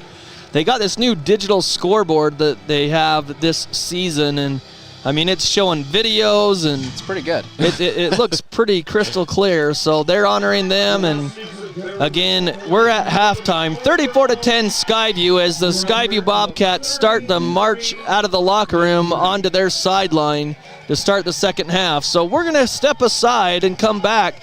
Thanks for tuning in on 106.9 FM and 1390 AM, The Fan, as well as your video experience powered by Adams Wealth Advisors on CashValleyDaily.com. We'll take a break and be back right after this. Difficult it is when a loved one passes on. They'll walk you through every step with genuine care and compassion. They'll pay attention to the details. Let their family serve your family in your time of need. Online at ruddfuneralhome.com.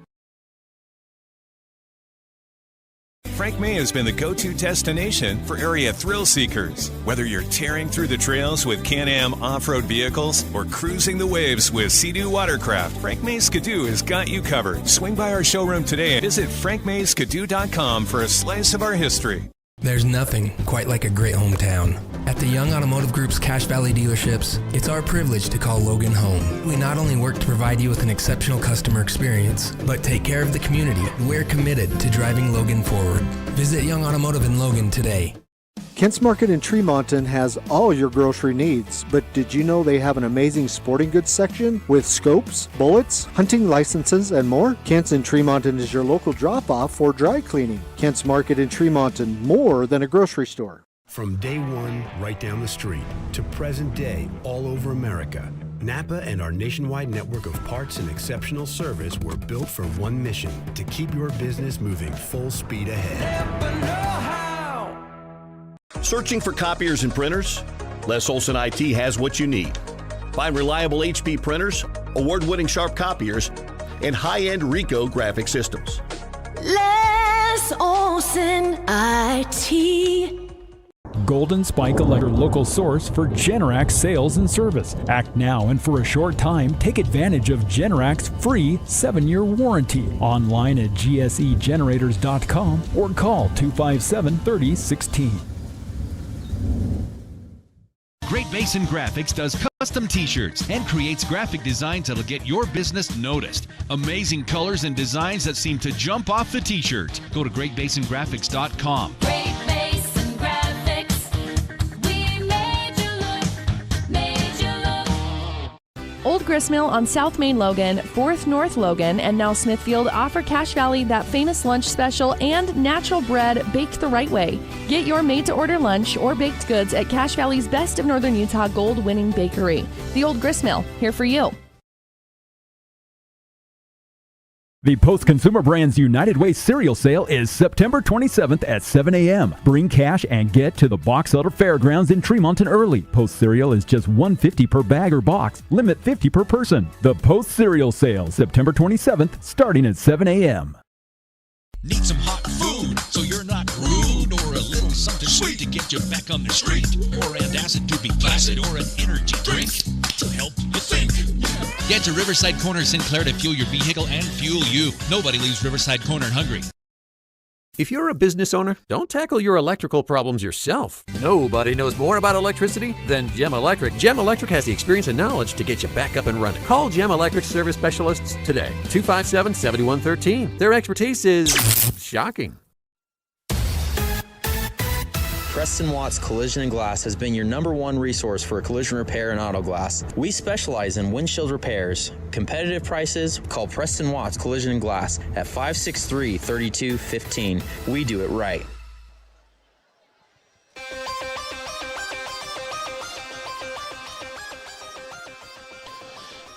Welcome back to Garland. It's the Skyview Bobcats in the region opener versus the Bear River Bears, and Skyview leads 34-10 at the half, and they will receive the ball to start the second half. In Kaysen, well, we were up watching what was going on as the teams both came out of the locker room. The officials did as well, and if you remember in the first half, I didn't do a good job of describing it, but in the first quarter, on one of those snaps that went over the quarterback's head, and Tyre went back to get it, and he was flushed out of there, he ran into the official, and the head official, the white hat, actually got knocked down. He stayed in the rest of the game, but as the officials came out in the second half, they're huddled up there, and it's a new white hat, and they've got 5 guys instead of 6, so they'll be down one official, and I think they're talking about where they need to set up and how they're going to run this second half and whose responsibilities are what. Yeah, I'll be honest, John, when that hit happened, that ref stayed on the ground for a little bit. I was worried he wasn't going to get up, but like you said, got up, finished the first half, and these refs, hopefully, now that they're one short, with the game being a 24-point game, there won't be too much of a problem with it, but that is something to point out. If there is a couple of missed calls or some problems down the road, just keep in mind that they are down one official. So again, we appreciate you joining us on CashValleyDaily.com. It's your place where you can find news and sports of all the things going on in high schools and the college. If you want to go back and watch any of the games, you're always able to go. Just go to the sports section, click the high school section under sports, and the team that you want to watch, and you'll be able to see that stream, that video stream, on CashValleyDaily.com. And they've got sports galleries, photo galleries of a lot of other sports going on.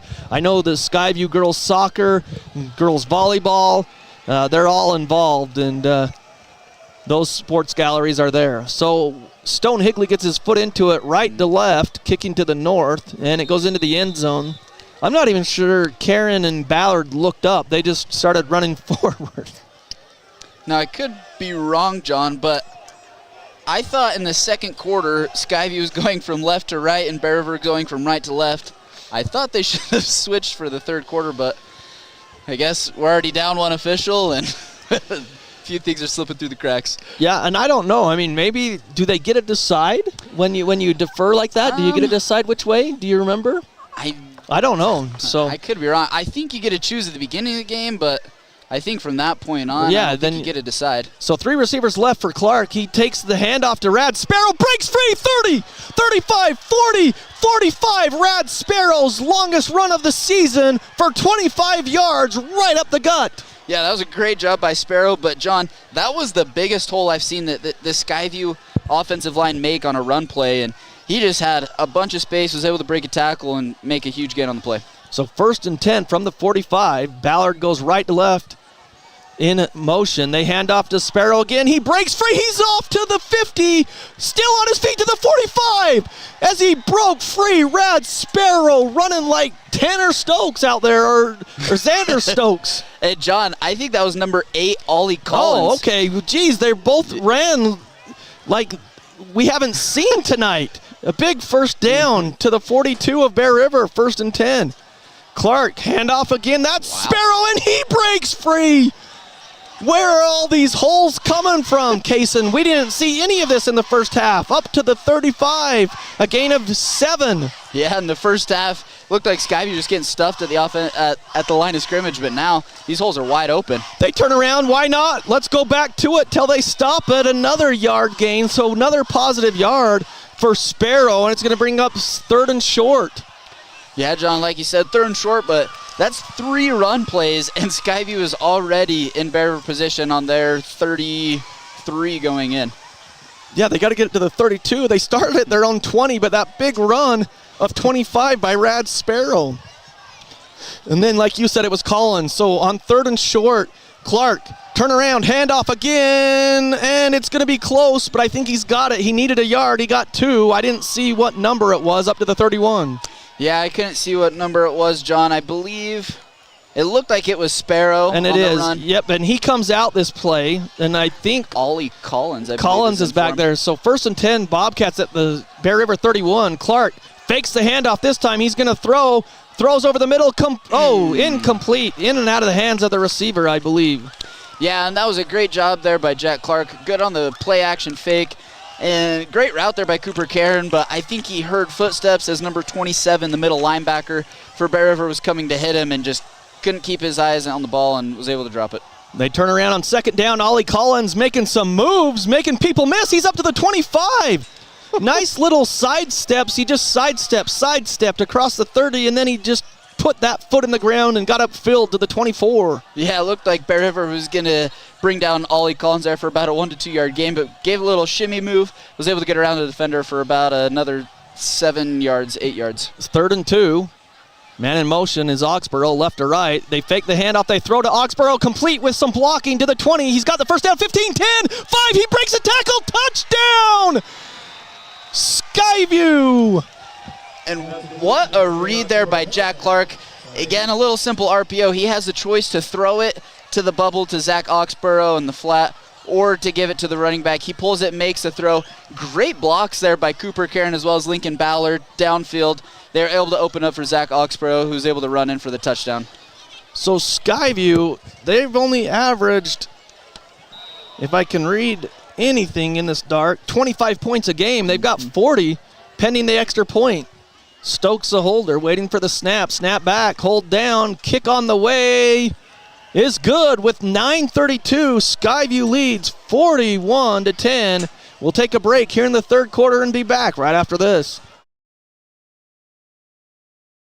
DD Auto and Salvage is going to pay you the most for junk vehicles. Get rid of your junk vehicles today. Pickup is available. DD Auto and Salvage in Logan. Call 787-1204. That's 787-1204 today. See store for details. At Adams Wealth Advisors, they believe that successful wealth management is all about planning. Adams Wealth Advisors is here to help. If you're transitioning a business, searching for the most up-to-date tax strategies, need help managing investments, or need help with estate planning, Adams Wealth Advisors has your back. Hanson Motor Company isn't...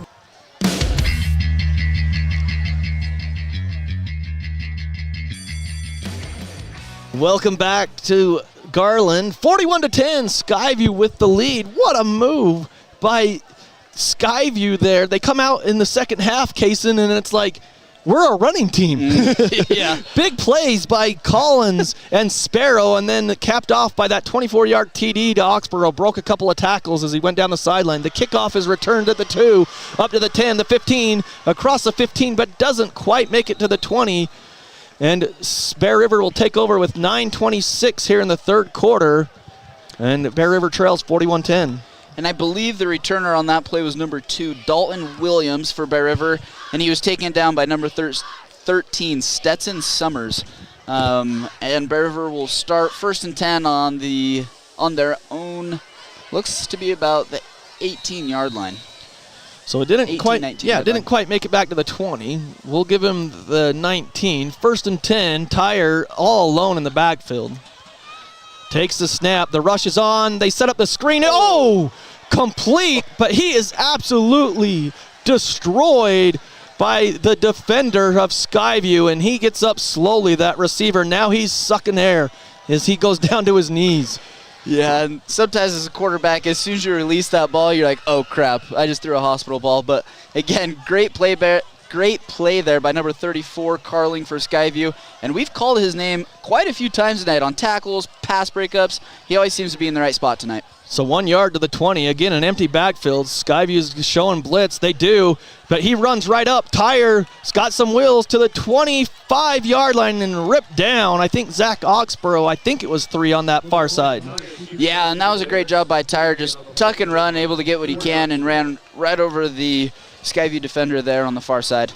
So we'll bring up about 3rd and 5 is what we'll say as he's at the 25. I mean, well, it's 3rd and 4. It looks like a long 4. He needs to get to the 29 for the first. So Tyre, again, empty backfield, twin receivers. They got kind of offset back there like a tight end right off the line. As they look to the sideline, Tyre does, and the receivers, so. And I'd look for Skyview to bring some pressure here. They haven't brought much since the first quarter.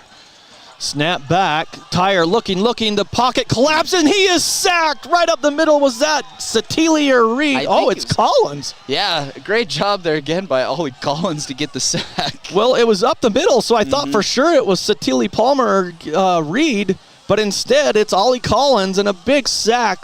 They needed 4 yards, and then they take him back behind the 20, back to the 17-yard line. Big loss with the clock running at 7:30 in the game. And, John, that was a great job. Third quarter, excuse me. Sorry. And that was a great job there by the D lineman. We've seen in the past where they've come up too far and they've allowed Tyre to escape and get a run, but they're just able to squeeze and able to make the sack on the play. They punt. Ballard picks it up at the 50. He breaks free. 40, 35, 20, 25, 15, 10, 5. Touchdown! Ballard takes the punt return from the 50, and he gives it to the house. What a play there by Lincoln. Not a great punt, not a clean punt, was bouncing around. And as soon as the ball bounced into Lincoln's hands, he kind of bobbled it a little bit, and I was nervous of a fumble, but able to control it. Had some great blocks on that Skyview punt return team, able to run right up on the sideline. Made a little shimmy move to make the punter miss that at the end for that Skyview touchdown. And so Skyview's got the lead 47-10. Third quarter was 7:07. Lincoln Ballard, his second touchdown tonight. He's got one receiving and then on the punt return. Snap back for the extra point. Hold down. Kick is on the way and it's good. 48-10. Skyview leads 38 points with 7:07 left. I think it will be a running clock. I'm not sure. We'll see when we come back. It's 48-10 Skyview here in the third quarter. Friends and your neighbors. We grew up here. Hurry to Hanson Motors for $7,500 off new electric vehicles. The federal tax credit ends September 30th. Hanson Motors, local, loyal, and proud to serve our community. From what's happening in local political elections, to breaking news, to photo galleries and replays of the latest games. If it's happening in our community, it's on CashValleyDaily.com and the Cache Valley Daily app. Local, relevant news on CashValleyDaily.com. Got car problems? At K&N Automotive, they've got the knowledge, equipment, and expert staff to find the solution. From complex issues to routine maintenance, they've got you covered. And with their lifetime warranty on most repairs, you can drive with peace of mind. Visit K&N Automotive today. Carlson gets the kick away, and it's into the end zone.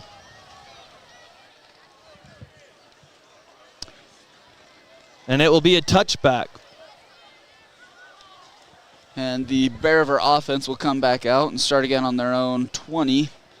First and 10 going out. So 48-10. Skyview with the lead. Bear River has it, 7 minutes to play. They take the snap, Tyre, hands off up the middle, and he's taken down. And there's a stoppage in play. Maybe there was a... Nope, no flag. It got 2 yards. Yeah, and just swarmed there by the entire front six for that Skyview defense. So the clock is running, 6:30 left in the third quarter, 48-10 Skyview. Tyre in the shotgun. He takes the snap. He turns around, hands it off, trying to get outside, and he's taken out of bounds. We'll see where he gets knocked out. He got up to about the 25. Give him 3 more yards, and it will be 3rd and 5. And he was dragged out of bounds there by number 57 for Skyview, Mason Marchant. And John, I'll be honest, they've only ran maybe 2 or 3 run plays with their running back, but I've been surprised. He's got some yards on the couple of runs that he's had. Possibly look to him more as they go into the 3rd and 4th quarter. But with a lead like this. So Tyer's snap, he's going to throw incomplete. He had a man out there. About the 45 of Skyview, incomplete. He'll bring up 4th and 5 with 5:42, and that clock does stop at the 48-10 lead for Skyview.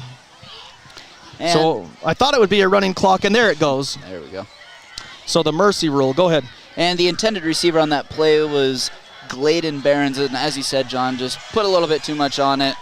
The receiver wasn't able to get it. So they're back to punt. The snap is back. The kick is away. Ballard's set to receive it. He booms this punt. Ballard at the 30, stutter steps trying to find a play, and he goes up the middle, and he's pushed back this time as he got near the 40. So he gets up to the 38 with 5:09. Skyview will take over with the lead 48-10. 1st and 10 with 5:09 remaining in the 3rd. Skyview with the big lead of 38.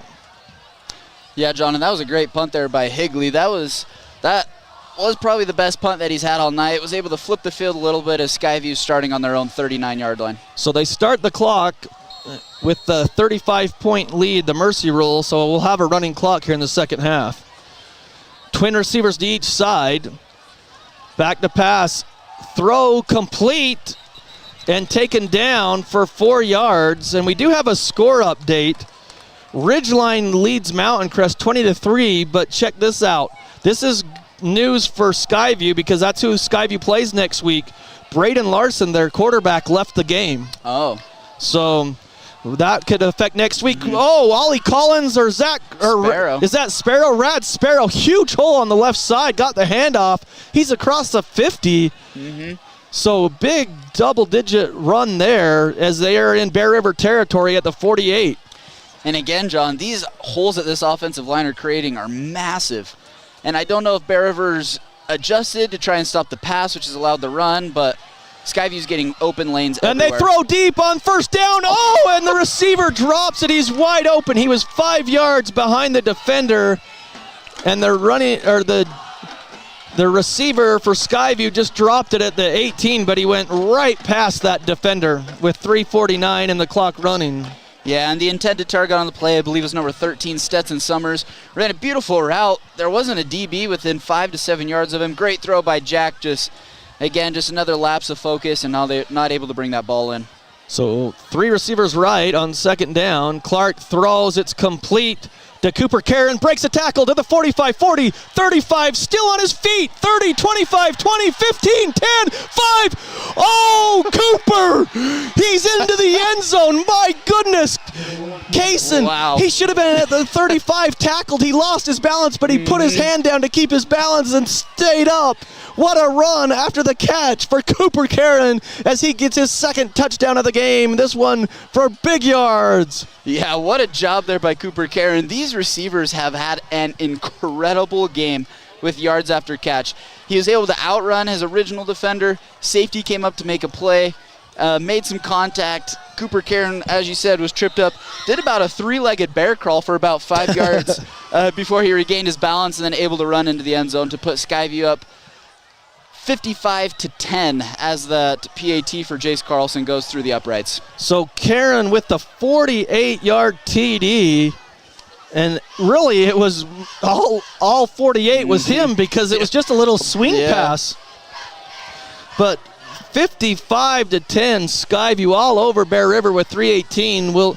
I'm sure that Coach Alder will get some different players in there, and I mean, another receiving touchdown for the Bobcats. Yeah, John, and if you're Coach Alder, I think you have to be extremely pleased with how your offense and your defense has come out the second half. Oftentimes, when you're coming into a second half against a team that you feel that you're better than, you already have a big lead, sometimes you're going to get a little bit lackadaisical. You're going to go through the motions. But it looks like this Skyview offense and the Skyview defense has ramped up their intensity, and we can see that reflected on the scoreboard with a 55-10 lead. So Skyview kicks it away. It's going to be returned at the 1, to the 5, the 10, the 15, the 20. He's up the middle, across the 20, and then he's pulled back. He'll probably get to the 22 or 23. Yeah, John, that was a good return there by number, I'm trying to see as he runs off the field. I think it was number 13, Brock Bingham. The returner there for Bear River, and he was brought down by a few Skyview defenders. And Bear River's offense will come out with 2:54 left in the third quarter, and they'll start 1st and 10 on their own 22-yard line. So 1st and 10 for Tyre, I believe, or I think he's still back there. Takes the snap. He's going to throw it out there. It's complete. Barons gets up across the 30 to the 32, right at the sticks. They're going to mark him at the 31. It's going to be a 9-yard gain, 2nd and 1. And once again, he's pushed out of bounds there by Brett Carling as well as the safety, Brandon Erickson, for Skyview on that play. So 2 receivers right, 2 to the left for Tyre. 2nd and 1. They turn around, they hand it off up the middle. Skyview meets him there. They were expecting run and nothing doing there. It's going to bring up 3rd and 1. So no gain. Yeah, and Satili Palmer as well as number 55, Gavin Reed, the 2 big D tackles for Skyview, able to stuff that run right at the line of scrimmage for no gain.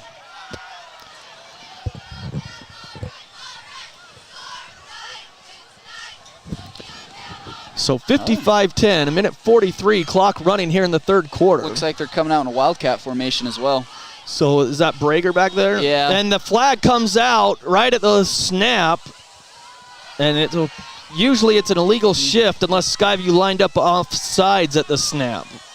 No, it's a false start. So that's too bad for Bear River. They'll go back from the 31 back to the 36 because they had 3rd and 1 and they run that Wildcat like you mentioned. But there's been a couple times when they've ran that and gotten a false start.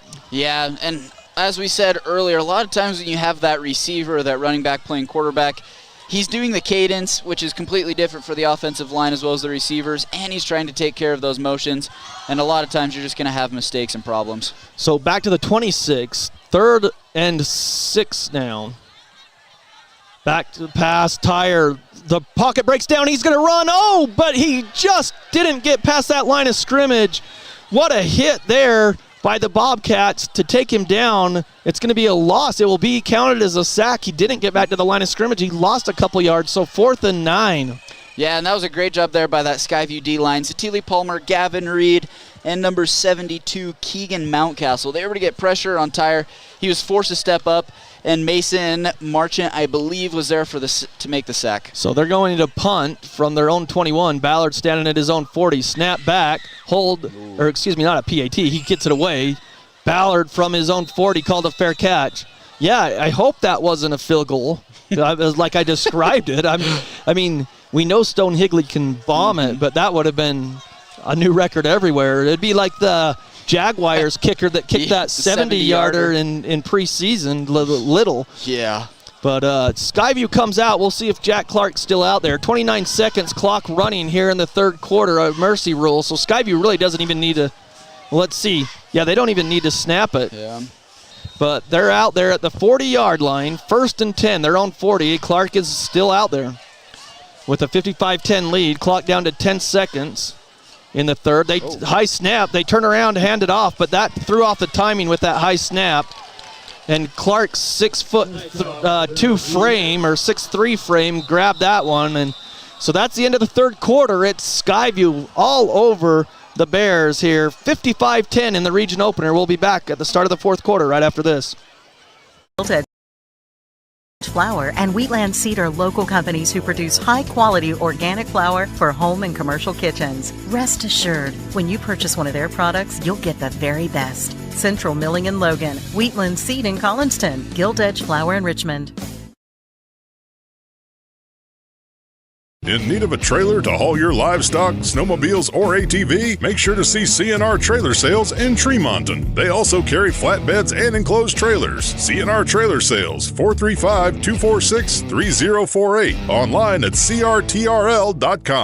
27-18. Welcome back to Garland. We were checking the Chiefs game. That's what you heard if you heard Case in there. 27-18 Chargers lead the Chiefs down in Brazil in week 1. We had the Eagles beat the Cowboys in a close one last night, and then the rest of the games will be Sunday. And it's great to have NFL and college football back. It's always exciting to have high school, but they started, 4 weeks ago? So. Yeah. Here we go, start of the fourth quarter. Sparrow leaves the backfield, twin receivers to each side for Clark. Second down and long, he throws, he's got a man out there! Incomplete. That wheel route again for Sparrow down the right side of the east side of the field. He just goes in motion and then just kind of wheels up the sideline there, Kaysen. Yeah, John, and again, that was a great job by that Skyview line. Gave Jack just gave him a lot of time to be able to make that throw, and again, another great throw by Jack downfield, but for how great a day that these Skyview's receivers are having, I feel like they're going to go back and look and see all these drops that they've had, and they're going to think to themselves, wow, we could have had a lot more big plays in this game. 3rd and 14, they set up a wide receiver screen, gets some blocks, he gets inside of the 45 to the 46 or 47. Not sure who the receiver is, we'll see. I'm not exactly sure who the receiver is, but number 55, Brady Payne, the D lineman for Bear River, was able to sniff out that screen, was able to run right down the line and make the tackle, who I believe was Cooper Karen was the receiver, but I could be wrong. Yeah, it's hard to see on that east side. I mean, we've got no lights up here. Yeah. We're on the top of the press box, so it's completely dark up here. We can't see a thing. Those lights are below us, it feels like. So 4th and about 4 for the Bobcats. 4th and 3 actually at the 47. They need to get to the 50. Play clock down to 2. 1. They're going to take a delay a game. Or did they get the timeout? I think you just take the delay there. But yeah, delay a game on Skyview. We'll move it back from the 47 to the 42. It'll be 4th and, let's see, 8. Back to the 42. And now okay. They start the clock. Clock running, 55-10 Skyview here in the fourth quarter. I just got to make it the fourth quarter. 10:30 left to play. Skyview's going to punt. Snap back. Kick is away. It's a high one, but it's a little short. It bounces at the 35 and takes a Bear River bounce. Skyview downs it at the 36 or 37. Yeah, John, that was knuckleball. That went way into the sky above the lights, but did not move, did not twist in the air at all. Yeah, they're going to mark it right at the 36. So with 10:15 left, as soon as they set the ball for play, then they'll start that clock again with the mercy rule. 55-10, so Skyview is going to get to one. Let's see. Got to check again. Yeah, that's what I thought. 2-2 on the season before they head to Mountain Crest, and 1-0 in region play. So twin receivers to each side. High snap, and that's Tyre. He throws it out there to Brager, and the Skyview player's down defensively. Yeah, he's hobbling. He's getting up on his own power. He's going to come off the field, but he got a stinger or something. You could see like it was just in a little bit of pain. It was some kind of stinger. Yeah, John, and that's one thing that you don't want to see in a blowout game like this, is to see one of your guys just get an injury in a time where it really doesn't matter that much when you have a 45-point lead here late in the fourth. So 2nd down and 9 for the Bears at their own 36. Back to pass. Tyre throws. He gets hit as he throws. That's PI. As Skyview had gotten beat on the play, and so the defender just grabbed the receiver and not gave up a touchdown as he gets called for the hold, but it will be I think the ball was in the air, so 15 yards on the pass interference. So the clock stops with 9:18. And John, that was the same play that Bear River ran the play before, and it's the same play they've kind of been running all day, where they run just that quick little receiver screen. The slot receiver goes to block the corner. They slipped it earlier in the second half for a big gain. There they try to slip it again, gets right past the Skyview defender, and instead of giving up the big play, he takes the pass interference for the 15 yards. Yeah, that 15 yards gets them to the 48 of Skyview. 1st and 10, Tyre in shotgun. Takes the snap. He's going to turn around and hand it off on that side, on the short side of the field. And wow, Skyview with a aggressive high tackle that time. And then there was an extra whistle. The official's whistle doesn't sound like the little ball or whatever. It's not. I know they don't have those little ones anymore, but his whistle is, he's used it too much or something. It's kind of faint. Yeah, I agree. And right there, Andrew Oxborough was able to push the running back out on the play. And as you said, Andrew received a little bit of a shove there from one of the Bear River players on the sideline. So 2nd and 9. Throw by Tyre. He's got a man out there, complete. 20, 15, 10, 5. And he's knocked down at the 2 as he beat the defenders, but then he cut back inside and gave Skyview a chance to run him down inside the 5 to the 2-yard line. A big play down to the 2. Yeah, John, and I think Skyview has made a few substitutions on their defense. I wasn't able to recognize most of these players, but again, great throw there by Tyre, great catch there by Brevin, and first and goal. Yeah, and Brager's in there, the Wildcat this time, not Tyre. Hopefully we don't get a false start again. Yep. Snap back to Brager. He runs to the outside. He's hit, dives into the end zone for a touchdown. So for the first time on that Wildcat formation where they bring Brager, their wide receiver, in at quarterback, he took the snap, ran to the right. Skyview hit him at the line of scrimmage outside Kaysen, but just a great effort by Brager to break the plane of the goal line and get into the end zone. Yeah, that was a great job by Brager. The Skyview defense initially did good. They stuffed him up in the middle. They forced him to bounce his run to the outside, and he was met right at the line of scrimmage, I believe, by number 30, Brant Erickson. But Brager was just able to overpower him and get into the end zone for a Bear River touchdown. So Higley on for the extra point. Snap back, hold down. Kick is on the way and good. So with that score, with 7:51, it's 55-17. I pushed the wrong button. 55-17, Skyview leading with 7:51. We'll keep it here and see if we got any scores here. Yeah, and these scores are brought to you by Les Olson. Searching for copiers and printers, Les Olson IT has what you need with reliable HP printers and award-winning sharp copiers and high-end graphics systems. The first score they'll bring you is Green Canyon currently leads Stansbury 13-0 at the end of the third quarter. Ridgeline, as last we heard, was leading Mountain Crest 20-3 with about 5.5 minutes left in the third. And again, Cedar 56 to Logan 16, and that is final over there at Crimson Field. And again, here at Skyview, with about 8 minutes left in the fourth quarter, Skyview leads Bear River 55-17. So Skyview will be on the road at Mountain Crest next week in Hiram. So John Olson and Cody Olson will be on the broadcast for that one on the Fan. Higley gets his foot into it on the kickoff, and it will go into the end zone. So, yeah, me and Kaysen will have the week off, but we'll be back following that game, the Mountain Crest game, for 2 weeks in a row as Skyview, after the Mountain Crest game on the road. The next couple games are Green Canyon at home and then Ridgeline at home. Those two big games between the Bobcats and the Green Canyon Wolves and then the Ridgeline Riverhawks at home. So the clock continues to run here. 55-17 Skyview with the lead. 7:42 left. And we'll see Jack Clark still out there, but a different running back, and that's not Collins.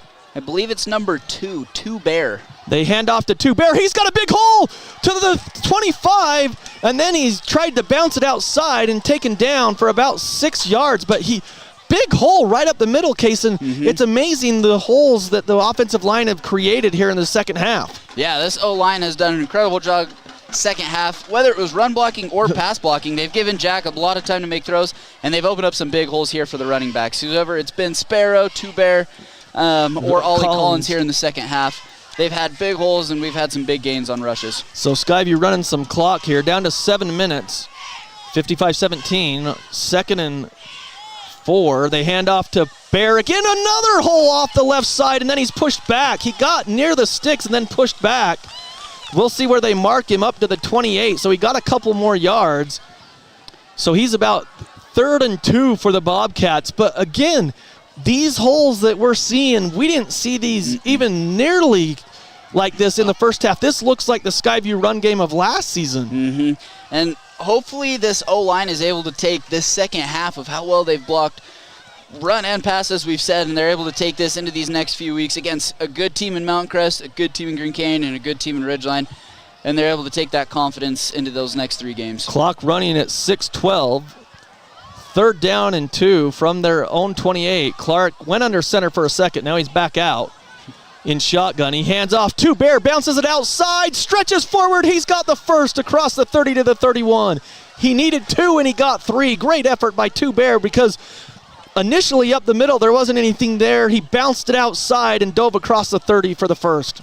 Yeah, that was a great run there by Two Bear. Was able to be a little shifty at the line of scrimmage, get away from some of those Bear River defenders, and then ran right over the top of number 27, Dallin Rice, I believe, for that first down. 3 receivers to the left, 1 to the right.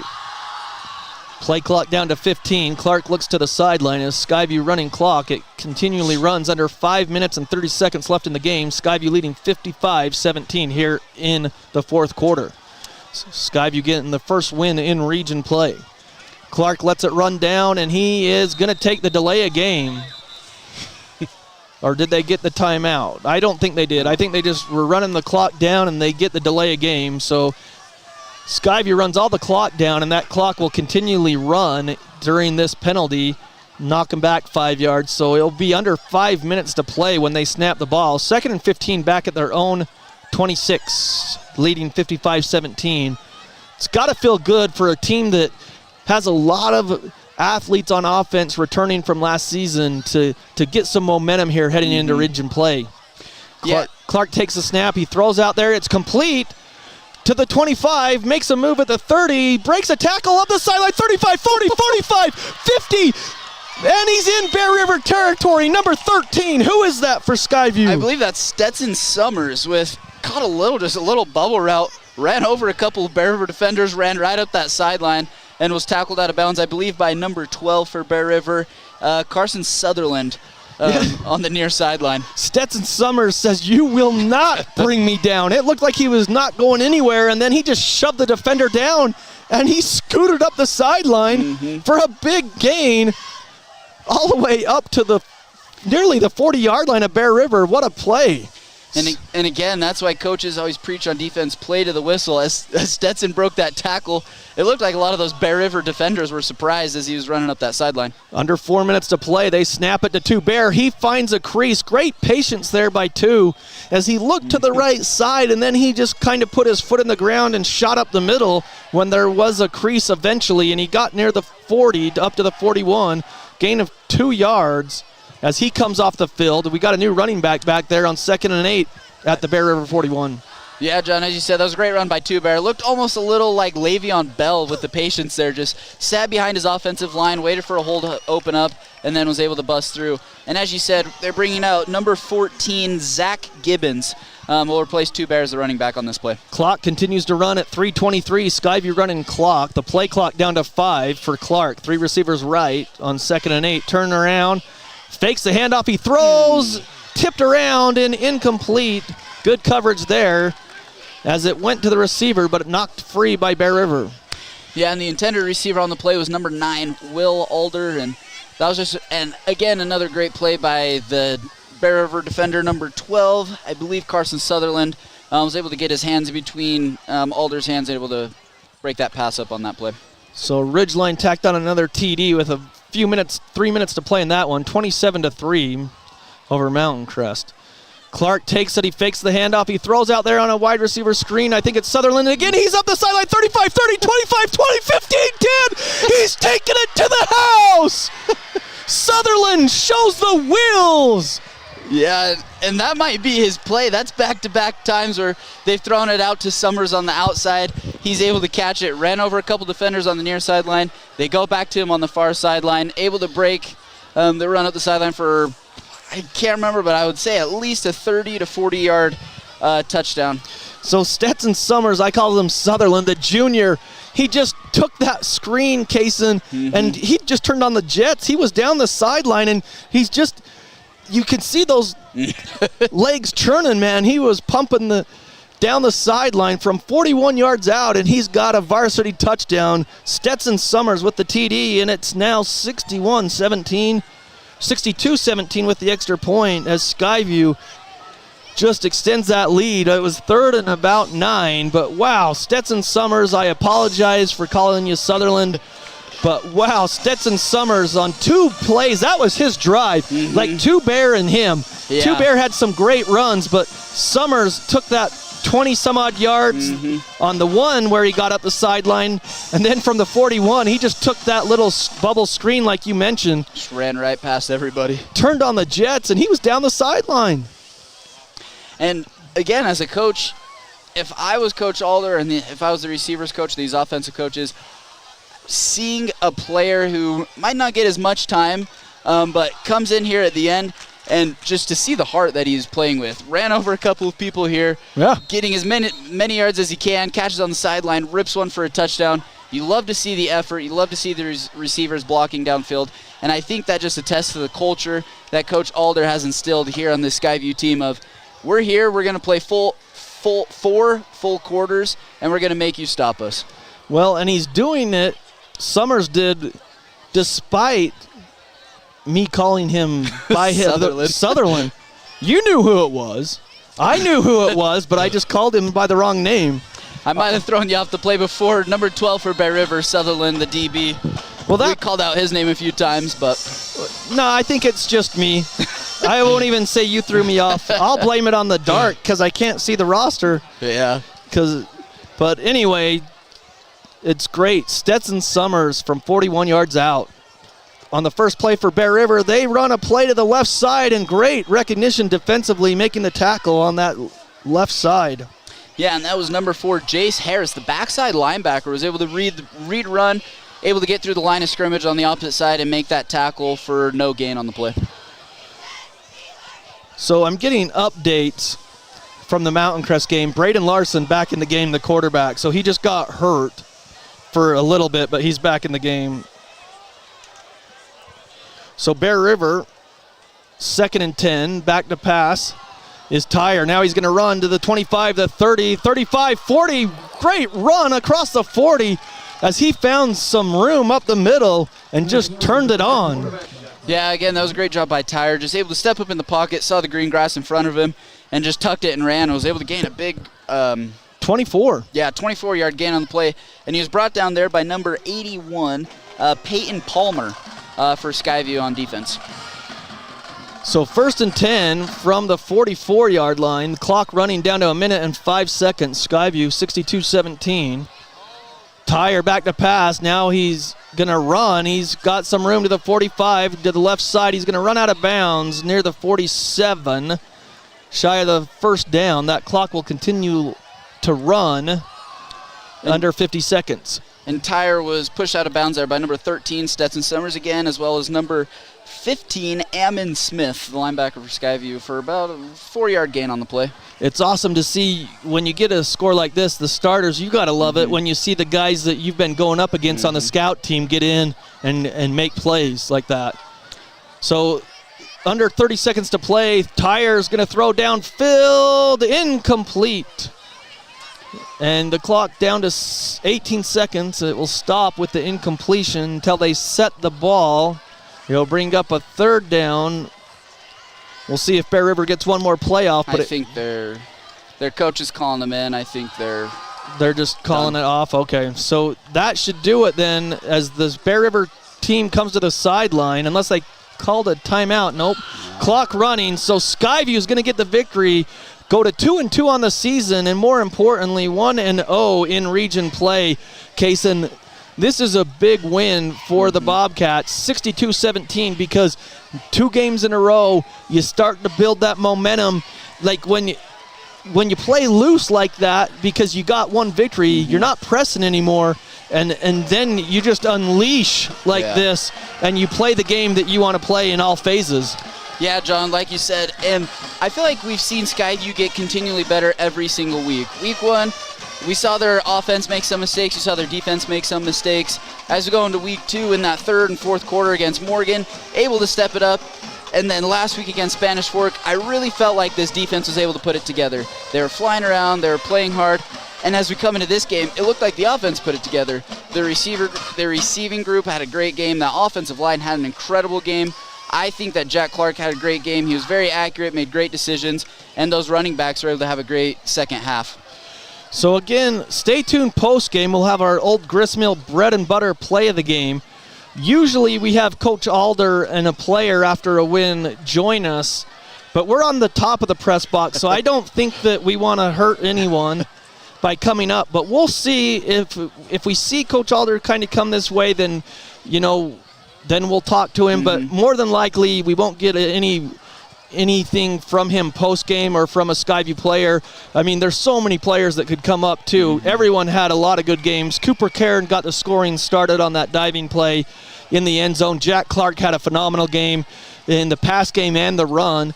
And then, like we said, defensively, you mentioned it, just so many good players defensively made some plays. I mean, Carling that comes to mind. That's what I was going to say. We called Brett Carling's name and number probably on about 15 different occasions between tackles, pass breakups, just being in the right spot. As well as, I like to point out, Ollie Collins had that defensive touchdown early in the game, and then in the second half, he was able to come in and be a big threat on offense as a running back and able to break some of those big runs. Yeah, so whatever Skyview talked about at halftime, Kaysen, I mean, the things that they talked about, there must have been something, because they came out and, like we mentioned, they couldn't get the run game going in the first half, but it's not even that they couldn't get the run game going, in my opinion. There just wasn't anywhere to run. But then all of a sudden there was creases, and Skyview, I mean, there was some big, good runs by the Bobcat second string guys and third string. It was just great to see Skyview put a full game together and to start Region 1-0. Yeah, John, like you said, and I think that they just got better every single quarter. And as they went into that third and fourth quarter, as you said, that offensive line just looked completely different. They were pushing them back, getting 5 yards on every single run at least. They were giving Jack plenty of time in the backfield to be able to sit back and make throws. And I think that this will be important, that this confidence that Skyview is able to get from this game, I think that'll help them as they go through this next 3-game stretch of difficult games, as we said, against Mountain Crest, against Green Canyon, and then against Ridgeline. So hopefully they're able to take this big wins, 62-17 over Bear River. They're able to take that into this week of practice, able to use that confidence, and be able to have another great week next week. So we're going to take a break, and we'll come back with our Old Gristmill bread and butter play of the game. That's all coming up next, so stay tuned post-game. It's your chance to win 4 loaves of bread next week, but stay tuned for that. Skyview gets the victory, 62-17. Spike Power Sports in Tremonton. They carry Polaris and Honda machines to get you into the backcountry safe and sound. Spike Polaris has a machine you'll love. Spike Power Sports, Tremonton. Online at gspike.com. For over 25 years, Bob's Body Shop has been the Bear River Valley's leader in auto body repair, windshield replacement, and auto detailing. They are a preferred insurance repair shop. Their employees are consistently trained on all the new repair methods. Call Bob's Body Shop today at 257-7825. The thing some stores call customer service. Hello? Over here. Oh, I need a little help finding some tools. Tools on aisle 50. With Greer's Do It Best hardware, you won't feel lost in our store. We'll walk you to the item you need and provide expert advice. Greer's Do It Best hardware.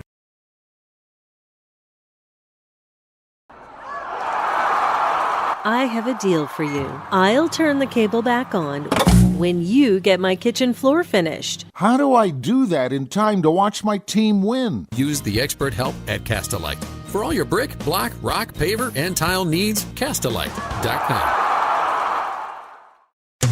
Your local cow ranch. Your local cow ranch in North Logan is proud to sponsor high school athletics. Just what the country needs. Mike Knorr Plumbing serves Tremonton, Cache Valley, and beyond. Mike Knorr Plumbing brings expertise and reliability to every job. Call the pros with almost half a century of experience. A Best of Northern Utah and Reader's Choice winner, Mike Knorr Plumbing. Online at MikeKnorrPlumbing.com. Rudd Funeral Home is a family-owned business. They know how difficult it is when a loved one passes on. They'll walk you through every step with genuine care and compassion. They'll pay attention to the details. Let their family serve your family in your time of need. Online at ruddfuneralhome.com. Frank May has been the go-to destination for area thrill seekers. Whether you're tearing through the trails with Can-Am off-road vehicles or cruising the waves with Sea-Doo watercraft, Frank May Skidoo has got you covered. Swing by our showroom today and visit frankmayskidoo.com for a slice of our history. There's nothing quite like a great hometown.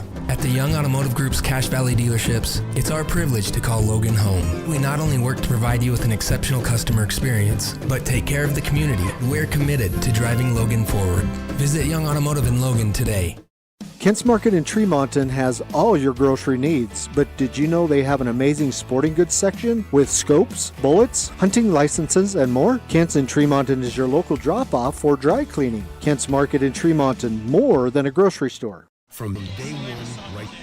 Welcome back to Bear River High School. It's John Newbold and Kason Carlson here after dark, apparently, because we're on the webcam. Skyview gets the victory, 62-17 over Bear River to go to 2-2 on the season, but 1-0 in region play. And Kason, start to finish, Skyview, you could tell that their receivers, they couldn't get the run game going early on, but their receivers knew that they could beat the DBs, and Skyview exploited it all night long. Yeah, John, like you said, these receivers had a lot of one-on-one matchups against these Bear River DBs, and it seems like every single time they had that one-on-one matchup, they were able to take advantage of it. And also, Jack Clark was able to read it as well, able to make great throws to those receivers. And after those catches, those receivers were able to get a lot of yards after catch and able to score a few touchdowns as well. So again, Skyview with the big win. It all got started on a 25-yard TD catch to Cooper Karen. Absolutely amazing diving effort. He had already just had the one big play to get him in there of over 20 yards, and then he had the diving catch from 25 yards out for the first touchdown of the game to lead 7-0. So Old Grist Mill is our sponsor of the Bread and Butter Play of the Game. They've got locations in Smithfield, Logan, and South Logan, and they've got the breakfast sandwiches at the South Logan and Smithfield locations. You'll love it, and it's the time of year when it starts to cool down and you get that chocolate pumpkin spice bread. Yeah. That stuff is amazing. It is incredible. So make sure you visit the Old Grist Mill. But now it's your opportunity.